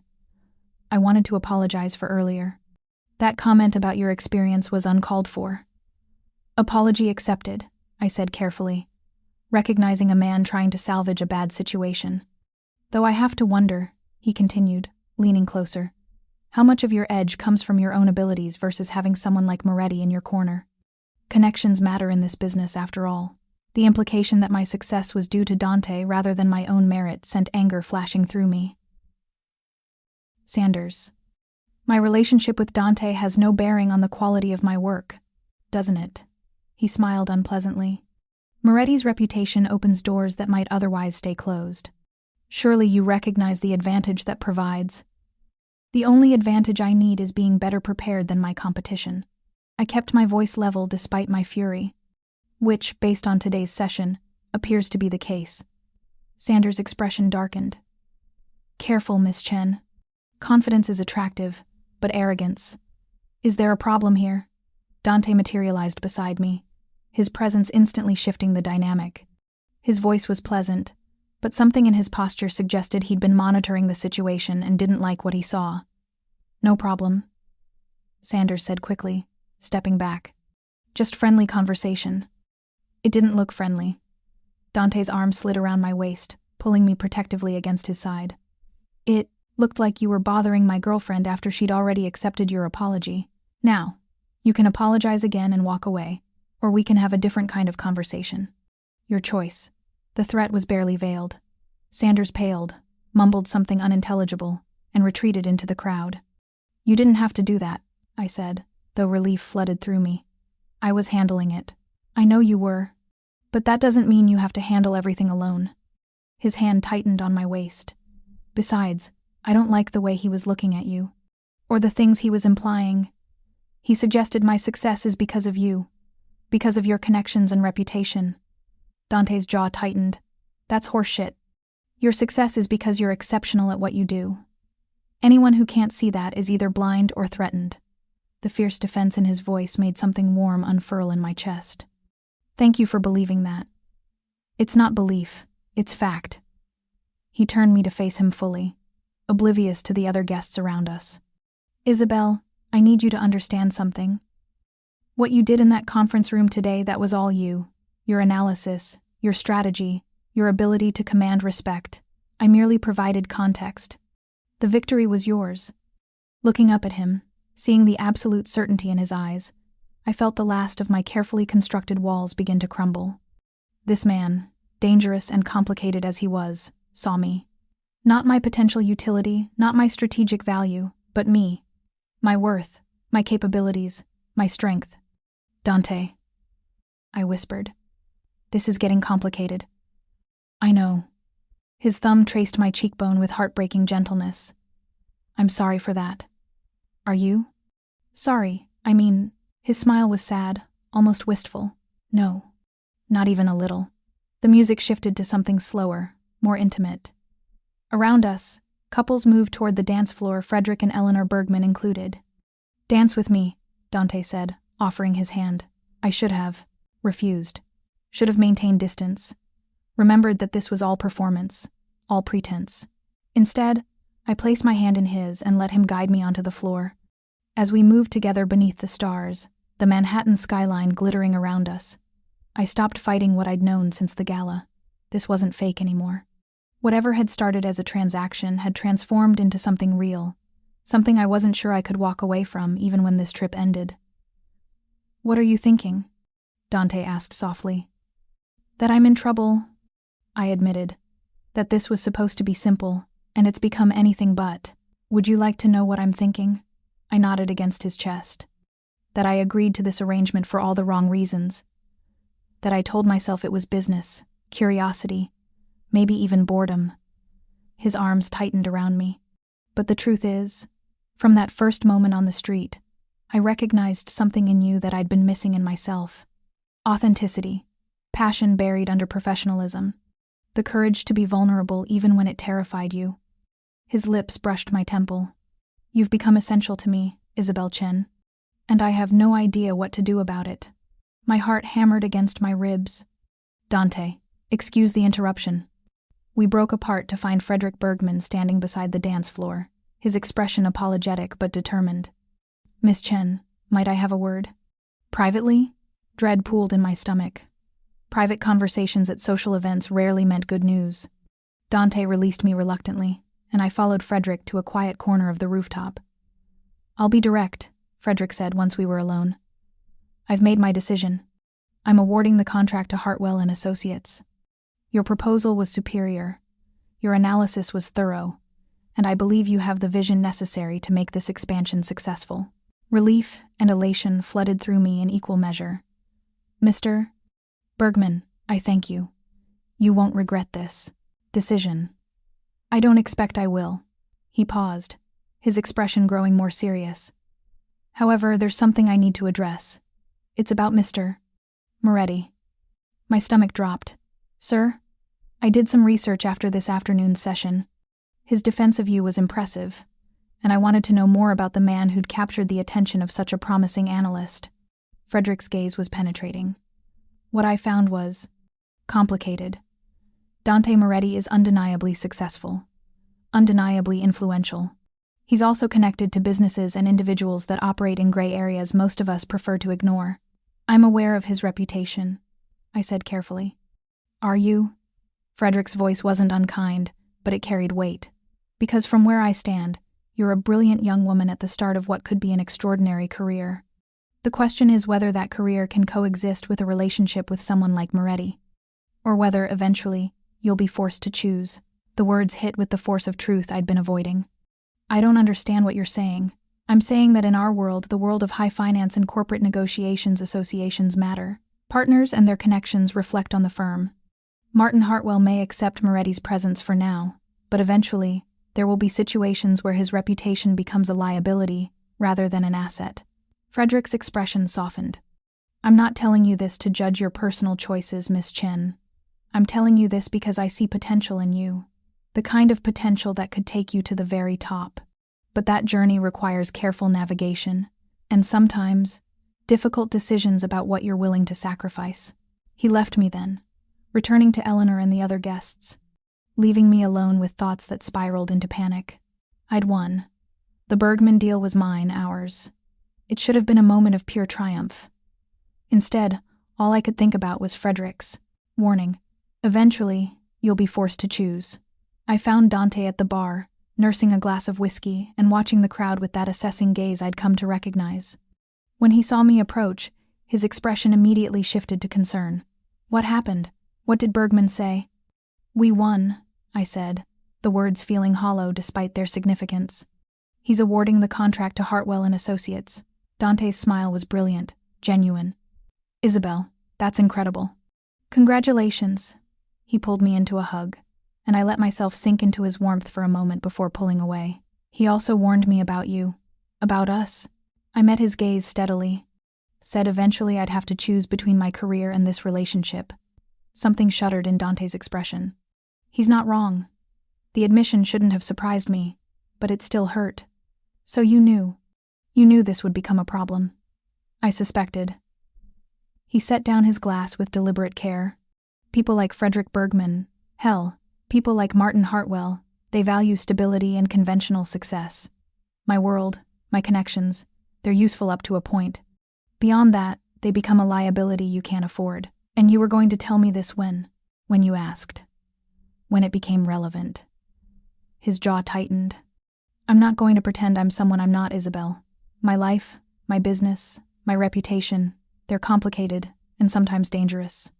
If being with me threatens what you've worked for, then Frederick's right. Eventually, you'll have to choose." The matter-of-fact way he said it, as if the outcome was predetermined, sent anger flashing through me. "So that's it? You're just accepting that this has an expiration date?" "I'm accepting reality." His voice remained calm, but I saw the muscle ticking in his jaw. "You've worked too hard, sacrificed too much, to let a relationship, real or fake, derail your career. I won't be the reason you lose everything you've built. Don't I get a say in that decision?" "Of course you do." He stepped closer, his hand rising to my face. "But I know you, Isabelle Chen. I know how much your career means to you, how much of yourself you've poured into reaching this point. When the time comes, you'll make the rational choice, the safe choice. And I won't fight you on it. The resignation in his voice, the way he was already letting me go even as he held me, shattered something inside me. You're right, I said, stepping back from his touch. I will make the rational choice. I always do. I turned and walked away before he could see the tears threatening to fall. Before I could do something foolish like admit that rational choices and safe choices weren't feeling very appealing anymore. The rest of the reception passed in a haze. I smiled, networked, accepted congratulations on securing the Bergman deal, and played the role of successful analyst perfectly. Dante remained nearby but didn't approach again, respecting the distance I'd imposed. By the time we returned to our suite, it was past midnight, and the weight of the day had crushed what remained of my energy. I headed straight for the bedroom without speaking, desperate to be alone with my thoughts. I'd just changed into my pajamas when my phone rang. Jeremy's name flashed on the screen. Isabelle. His voice was breathless with excitement. Martin just called me. Bergman's team reached out. They're awarding us the contract. This is huge, $50 million, and you're leading implementation. You're basically guaranteed partnership now. I should have been elated. Instead, I felt numb. That's great, Jeremy. Really great. Are you okay? You sound weird. Just tired. Long day of negotiations. Well, get some rest. Tomorrow's going to be insane conference calls, press releases, celebration. He paused. Dante must be thrilled. Having a successful, brilliant girlfriend can't hurt his reputation either. The words, innocent as they were, struck like a physical blow. Was that all I was to Dante? A way to enhance his reputation? Or worse, was I using him the same way, leveraging his connections and influence to advance my career? Yeah, I said hollowly. He's thrilled. Listen, Jeremy, I need to go. See you tomorrow. I ended the call and sank onto the bed, my mind whirling. Everything I'd wanted was within reach. The partnership, the recognition, the career. I'd sacrificed everything to build. So why did it feel like I was losing something more valuable? A soft knock on the bedroom door interrupted my spiral. Isabelle? Dante's voice, careful and concerned. Are you all right? I'm fine, just tired. You're a terrible liar. He paused. May I come in? Every instinct screamed at me to refuse, to maintain the distance, to protect what remained of my ability to make rational decisions. Instead, I found myself saying, okay. He entered quietly, still dressed in his suit pants and white shirt, the tie and jacket discarded. In the dim light from the bedside lamp, he looked younger, more vulnerable than I'd ever seen him. I'm sorry, he said, remaining near the door. For earlier. For the way I handled that conversation. You deserve better than resignation disguised as nobility. What do you want me to say, Dante? That I'll give up everything I've worked for? That I'll sacrifice my career for a relationship that started as a transaction? No. He moved closer, perching on the edge of the bed. I want you to say that you'll choose whatever makes you happy, even if that means walking away from this from me. And if I don't know what makes me happy anymore? The admission, raw and honest, hung between us. Dante's hand found mine, his fingers threading through my own with familiar gentleness. Then maybe that's the real problem? He said softly. You've been so focused on success, on reaching the next milestone, that you forgot to ask yourself what you actually want. Not what you should want, or what you've been working toward. But what would make you wake up excited about your life? His thumb traced patterns on my palm. I'm not saying I'm the answer to that question, Isabelle. But I am saying that you're allowed to want something beyond professional achievement. You're allowed to be more than your job title. Tears spilled over before I could stop them. I don't know how to be more than that. I've been this person for so long, driven, focused, sacrificing everything for the next goal. I don't remember who I was before. Dante shifted closer, pulling me into his arms with heartbreaking tenderness. Then maybe it's time to rediscover her. The woman who painted watercolors at dawn, who found beauty in chaos, who had the courage to approach a stranger and ask him to dance. I clung to him, all my carefully constructed walls finally crumbling completely. I'm scared. I know. His lips brushed my forehead. But being scared means you're about to do something brave. Something that matters. We stayed like that for a long moment, wrapped in each other's warmth, the Manhattan night stretching beyond our window. Finally, I pulled back enough to look at him. What if I can't have both? What if choosing you means losing everything else? Then you choose what you can live without. His hand cupped my face, his eyes holding mine with devastating intensity. But Isabelle, you should know something. Whatever you decide, I'm not going anywhere. If you want me in your life, I'm here. As a partner, as support, as whatever you need. And if you don't, his voice thickened. If you don't, I'll respect that. But you'll always know where to find me. The promise, offered without conditions or demands, broke the last of my resistance. I leaned forward, closing the distance between us, and pressed my lips to his. The kiss started gentle, tentative, a question more than a claim. But as Dante responded, his hand sliding into my hair, the kiss deepened into something hungry and desperate. Months of loneliness, weeks of tension, days of fighting, what we both felt, all of it poured into that connection. When we finally broke apart, both breathing heavily, Dante rested his forehead against mine. "Tell me to stop," he whispered. "Tell me this is a mistake, and I'll go back to the couch. I'll maintain every boundary you need. And if I don't want you to stop?" His eyes darkened, searching mine for certainty. "Then I need to hear you say it. I need to know this is what you want, not what you think you should want, not the fear of being alone talking. You, choosing this, choosing me." I looked at him, this complicated, dangerous man who'd somehow become essential to me, who saw past my achievements to the woman beneath, who made me feel valued for more than my professional capabilities, who'd defended me, supported me, and was now offering me the choice without pressure or manipulation.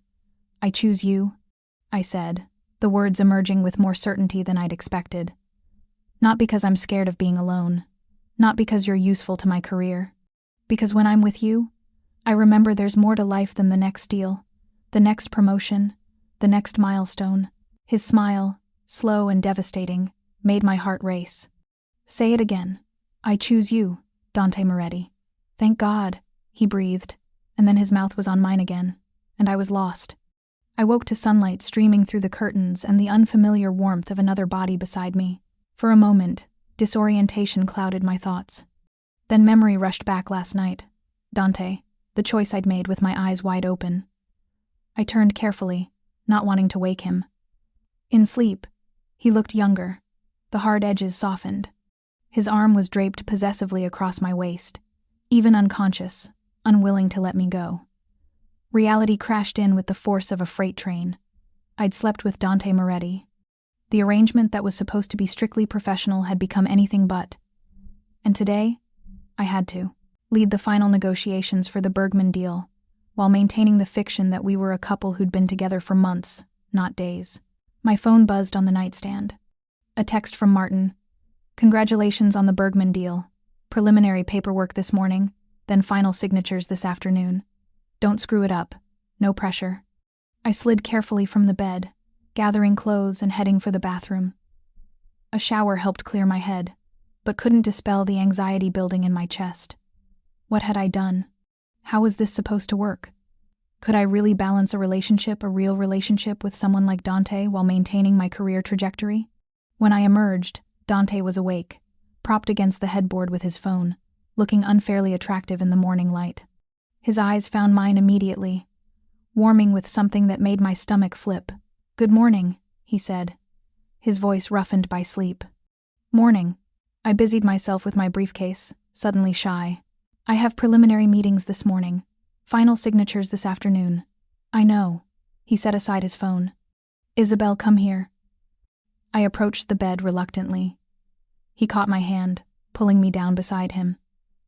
"No regrets?" he asked, his thumb tracing my knuckles. I considered lying, maintaining professional distance. Instead, I found myself being honest. 1,000 regrets, but not about last night, about all the complications that come after, such as how this works in the real world.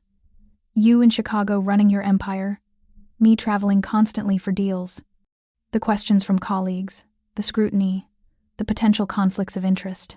I met his gaze. Frederick was right. Eventually this becomes a problem. It doesn't have to be. Dante's expression was serious. "I'm willing to be whatever you need, Isabelle. Discreet, if that's what the firm requires. Public, If you want to claim this relationship openly, the parameters are yours to set. That's not fair to you. Let me worry about what's fair to me. He cupped my face, forcing me to meet his eyes. You're not in this alone anymore. Whatever complications arise, we face them together. Agreed? The certainty in his voice, the unwavering support, made my throat tight. Agreed. Good. He pressed a kiss to my forehead. Now go close your deal. Show them why you're the best analyst Hartwell and Associates has ever had. The morning session went smoothly, preliminary paperwork, timeline discussions, logistical details. Frederick Bergman was all business, giving no indication of our conversation from the previous night. By noon, we'd hammered out most of the implementation specifics. As we broke for lunch, David Hartwell, who'd arrived that morning from Chicago, pulled me aside. "Impressive work, Isabelle," he said, his expression thoughtful. "Father called me last night, said you've exceeded his expectations on this deal. Thank you. The team did what you directed them to do." He cut off my attempt to deflect credit. "Take the win, Isabelle. You've earned it." He paused. "Though I am curious about one thing. Dante Moretti. How serious is that relationship?" The question, coming from Martin's son, carried weight beyond casual curiosity. "Very serious," I said, choosing honesty over evasion.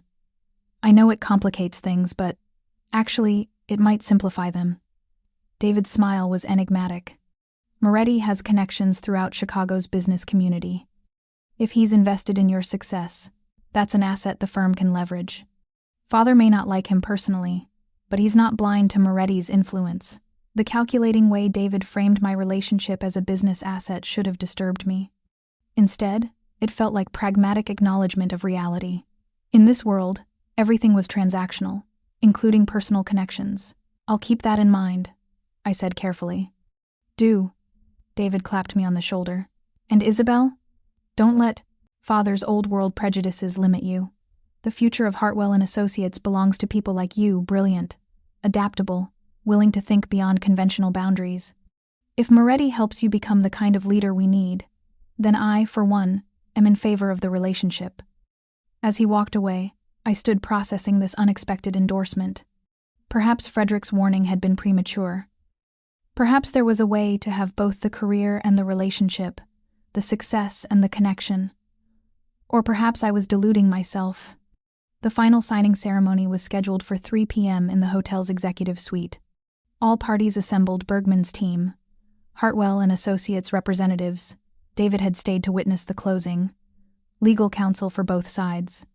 And Dante, because apparently he'd become such an integral part of this narrative that his presence was now expected. As I reviewed the final documents one last time, my phone buzzed with a text from an unknown number. "Miss Chen, congratulations on your success. Such a shame if something were to derail it at the last moment. Perhaps a conversation about the true nature of your relationship with Mr. Moretti would be illuminating for your colleagues." Ice slid down my spine. I stared at the message, trying to process its implications. Someone knew. Someone knew our relationship was fake or had been fake, and they were threatening to expose it. "Isabelle?"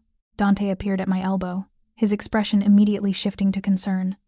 "What's wrong?" Wordlessly, I showed him the text. His face went hard, dangerous in a way I'd never seen. "When did you get this?"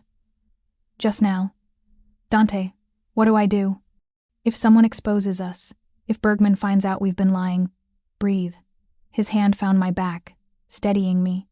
"First, we don't know who sent this or what they actually know. Second, we're not lying anymore.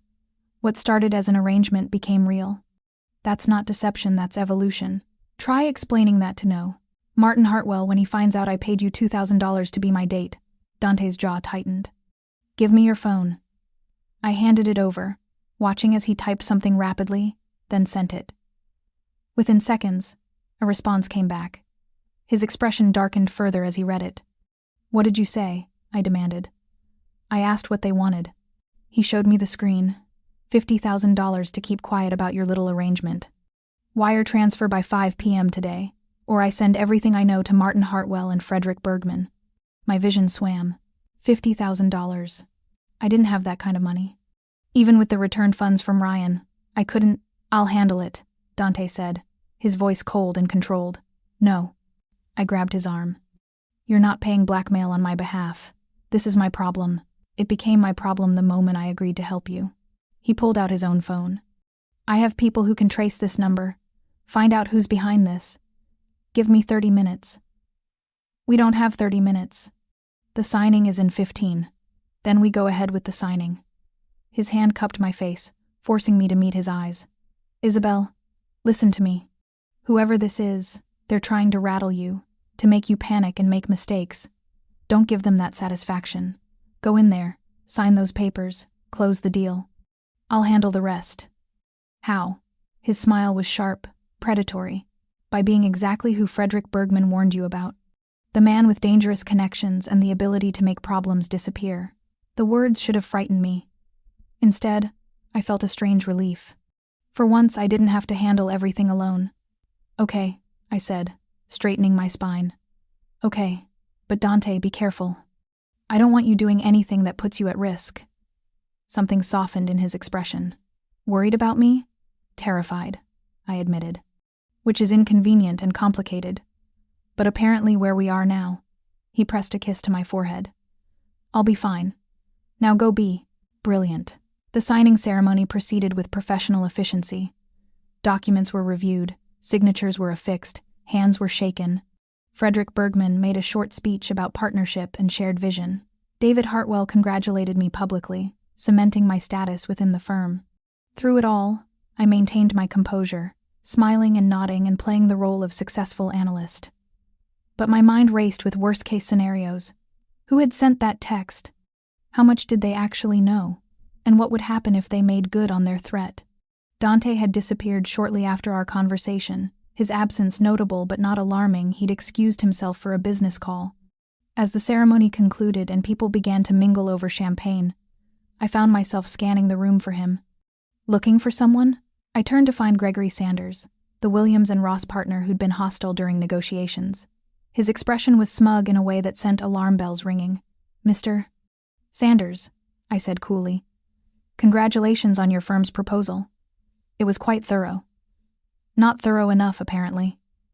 He sipped his champagne. Though I have to wonder how much of your success came from actual analysis versus having the right connections. Dante Moretti is quite the ace in the hole. The phrasing ace in the hole echoed the blackmail text tone. Coincidence? My analysis stood on its own merits, I replied, as Frederick Bergman himself acknowledged. Of course, of course. Sanders' smile didn't reach his eyes, though it would be unfortunate if certain facts about your relationship with Moretti came to light. Facts that might make people question the integrity of this entire process. There it was. Confirmation that Sanders was behind the blackmail attempt. Before I could respond, a hand settled at the small of my back. Dante had returned, and the look on his face made Sanders take an involuntary step backward. Mr. Sanders, Dante said, his voice soft and deadly. I couldn't help but overhear. Are you suggesting that Miss Chen's relationship with me somehow invalidates her professional achievements? I'm merely observing that appearances matter in our business. Yes, they do. Dante's smile was all teeth, which is why you should be careful about the accusations you make, particularly when they're based on nothing more than sour grapes about losing a deal. Sanders' face flushed red. I don't know what you're implying. I'm not implying anything. I'm stating facts. Dante pulled out his phone, tapping the screen before turning it toward Sanders. Such is the fact that you sent a blackmail text to Miss Chen 30 minutes ago, from a burner phone purchased yesterday at a convenience store 3 blocks from this hotel. The same convenience store whose security footage shows you making the purchase at 4:47 p.m. The color drained from Sanders' face. That's... You can't prove. I absolutely can. Dante's voice dropped to something that made even me shiver. I can also prove that Williams and Ross has been under investigation by the SEC for insider trading for the past 6 months. Information I'm sure Frederick Bergman would find very interesting, given that he's considering you for a different project. How do you... Sanders' bluster collapsed into panic.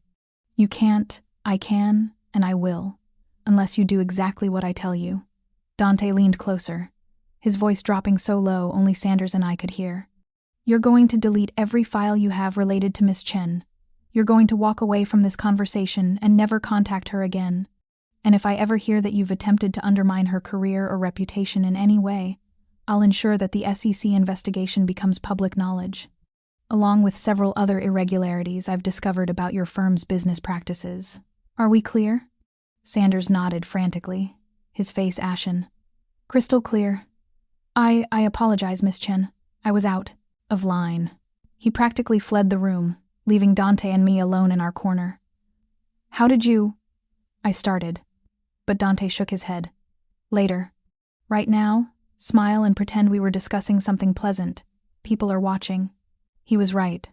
Several attendees had noticed the intensity of our conversation with Sanders, though the distance had prevented them from hearing the specifics.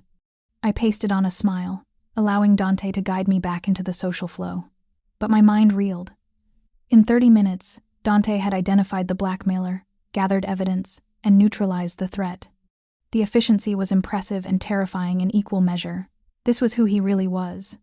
Not just the charming businessman who discussed market trends over dinner, but someone with the resources and connections to solve problems through intimidation and information. Someone dangerous. Someone I'd just realized I was in love with. The thought hit me with stunning clarity. Somewhere between the street corner meeting and this moment, between the performances and the genuine connections, I'd fallen completely for Dante Moretti, and I had no idea what to do about it. The celebration continued for another hour. Frederick Bergman pulled me aside to express his confidence in the partnership, and David Hartwell indicated that formal partner promotion would be discussed when we returned to Chicago. Everything I'd worked for was materializing before my eyes. Yet all I could think about was the man standing across the room, nursing a whiskey and watching me with an expression I couldn't quite read. Finally, as guests began to depart, Dante and I made our excuses and returned to our suite. The moment the door closed behind us, I turned to face him. Tell me how you did that, I demanded. How you found out about Sanders so quickly, how you got that security footage, how you knew about the SEC investigation. Dante loosened his tie, his expression weary. I made some calls, used connections, pulled in favors. That's not an answer. It's the only answer you're going to get. He poured himself another whiskey from the minibar. Some things about my world, about how I operate, you're better off not knowing the details. Don't do that. Anger flared hot in my chest. Don't protect me by keeping me in the dark. If we're doing this, if this is real, then I need to know who you are. All of you, not just the parts you think I can handle. He studied me for a long moment, something conflicted warring in his expression. Finally, he nodded, gesturing to the sofa. Sit. This might take a while. As I settled onto the cushions, Dante remained standing, pacing slightly as he gathered his thoughts. My family has been in Chicago for 4 generations, he began, echoing what he'd told me before. We started legitimate shipping, imports, small businesses. But Chicago in the 1920s wasn't kind to Italian immigrants trying to build something. My great-grandfather made a choice. He aligned with people who could offer protection, opportunity. People who operated outside the law. The mob, I said quietly. By the time I was born, the worst of that era was over. My father had transitioned most of our operations toward legitimacy, but the connections remained. The networks, the favors owed and owing, the understanding of how power really works in this city. He took a long sip of whiskey. When my father died, I inherited all of it. The legitimate businesses, the gray area operations, and the reputation. So what do you actually do? I asked. Beyond the vague import-export description. I facilitate transactions that can't happen through conventional channels. I provide protection for businesses in certain neighborhoods. I ensure that agreements are honored, that debts are paid, that people understand there are consequences for betrayal. He met my gaze steadily. I don't deal in drugs or weapons. I don't traffic humans or prey on the vulnerable. But I do operate in spaces where the law doesn't always reach, where justice comes from different sources.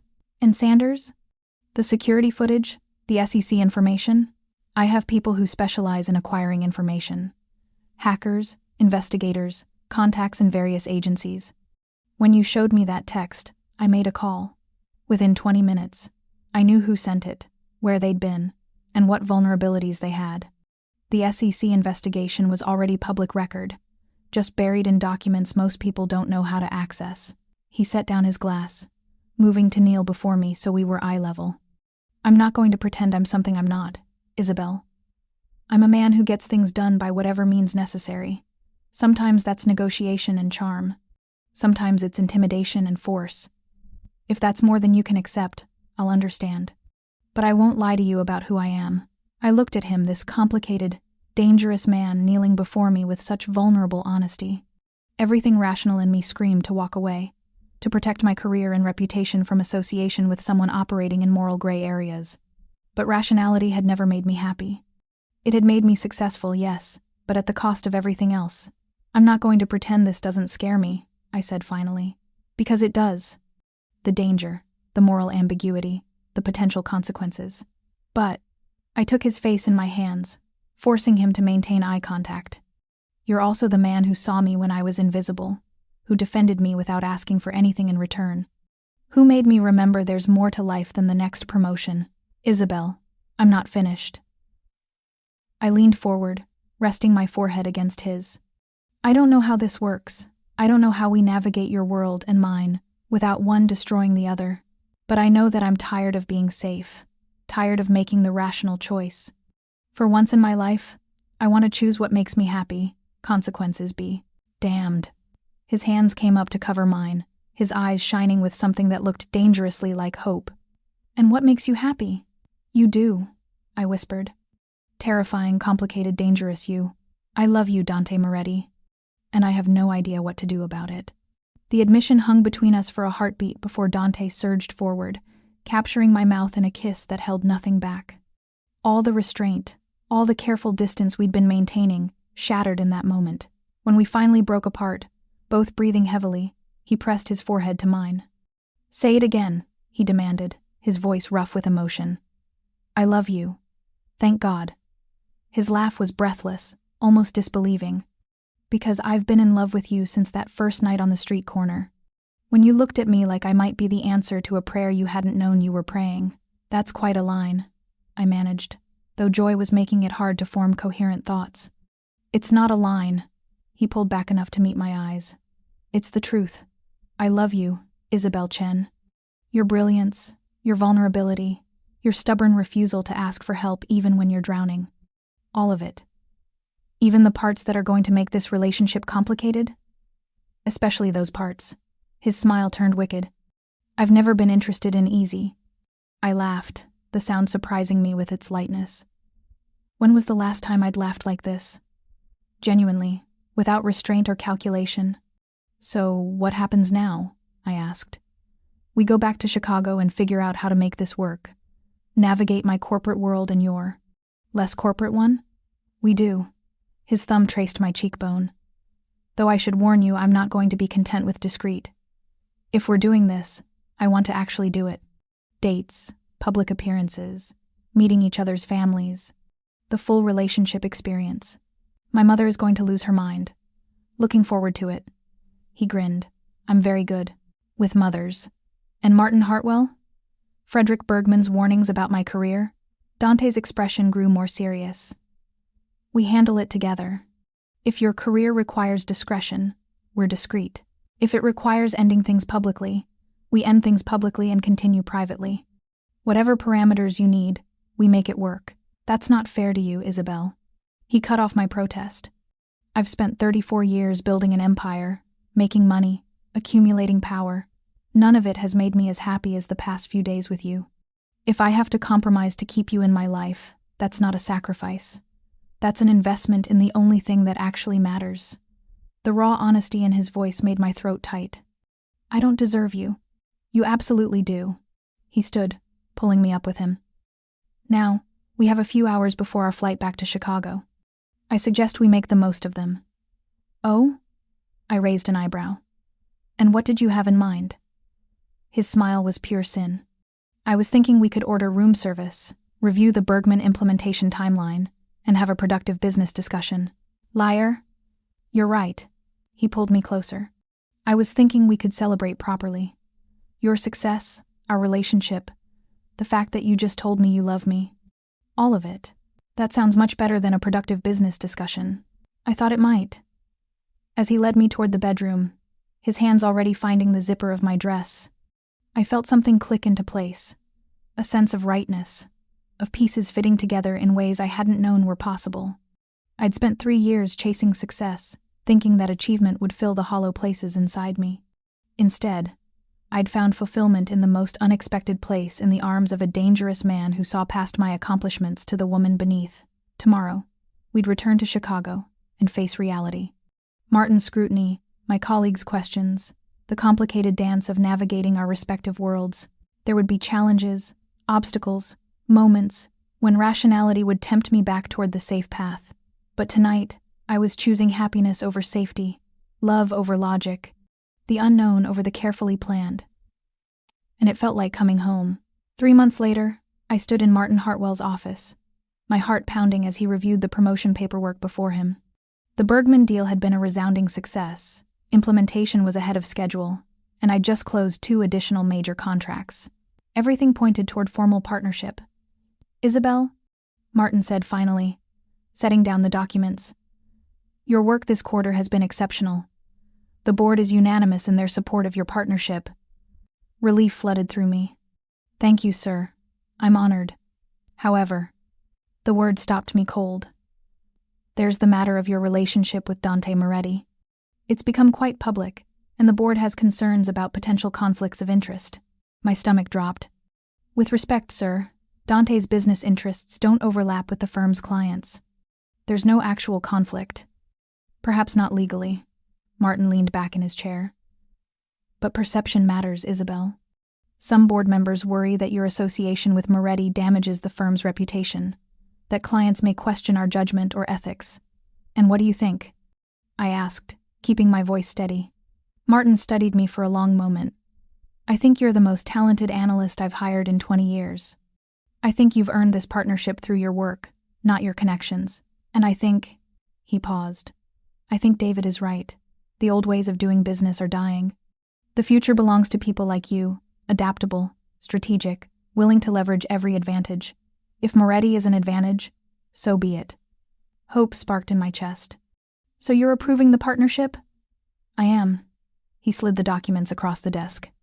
"Sign these, and as of Monday, you're a partner at Hartwell and Associates.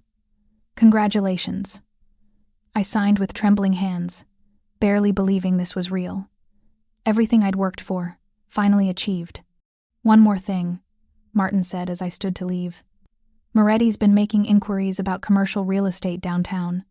If he's looking to expand his legitimate business interests, and if you could facilitate an introduction to our real estate division, well, let's just say the board would view that favorably." I smiled, understanding the subtext. Martin was acknowledging Dante's influence while finding ways to benefit from it. Politics and pragmatism working together. "I'll mention it to him," I said. Outside Martin's office, I pulled out my phone and called Dante immediately. "Tell me you have good news," he answered, skipping greetings. "I'm a partner." His whoop of joy made me laugh. "I knew it. I'm so proud of you, Isabelle." "This calls for celebration." "It does," I agreed. "Though apparently you're now expected to invest in Chicago commercial real estate. Martin's already trying to leverage our relationship." "Excellent. I've been looking to expand anyway." I could hear the smile in his voice. "Besides, if it makes your life easier, I'll buy half of downtown." "Please don't. The last thing I need is people saying I only made partner because of your investments." "Then we'll keep business and personal strictly separate," he said immediately. "Your career success is yours alone, Isabelle. I won't let anyone take that from you." The fierce protection in his voice made my chest warm. "I love you. I love you too. Now get home. I'm making dinner to celebrate." "You're cooking?"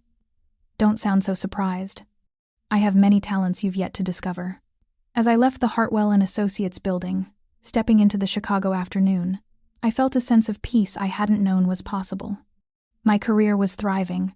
My relationship was real and growing stronger. The hollow places that had driven me for years were finally filling with something substantial. Life wasn't perfect. There would be challenges ahead navigating the intersection of Dante's world and mine, managing perceptions, dealing with people like Gregory Sanders who would always question my success. But I was no longer alone. I had someone in my corner, someone who saw my worth beyond my achievements, someone who'd walk through fire to protect what we'd built together. 3 months ago, I'd offered a stranger money to be my date. I'd been desperate, exhausted, and invisible even to myself. Now, I was a partner at Chicago's premier financial firm, in love with a man who saw me completely, and finally happy. Sometimes the best investments weren't the ones you planned.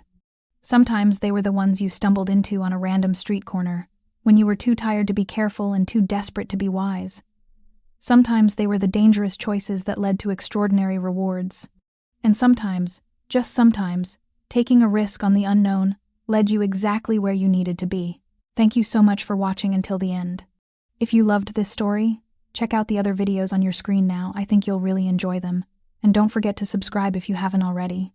See you in the next story.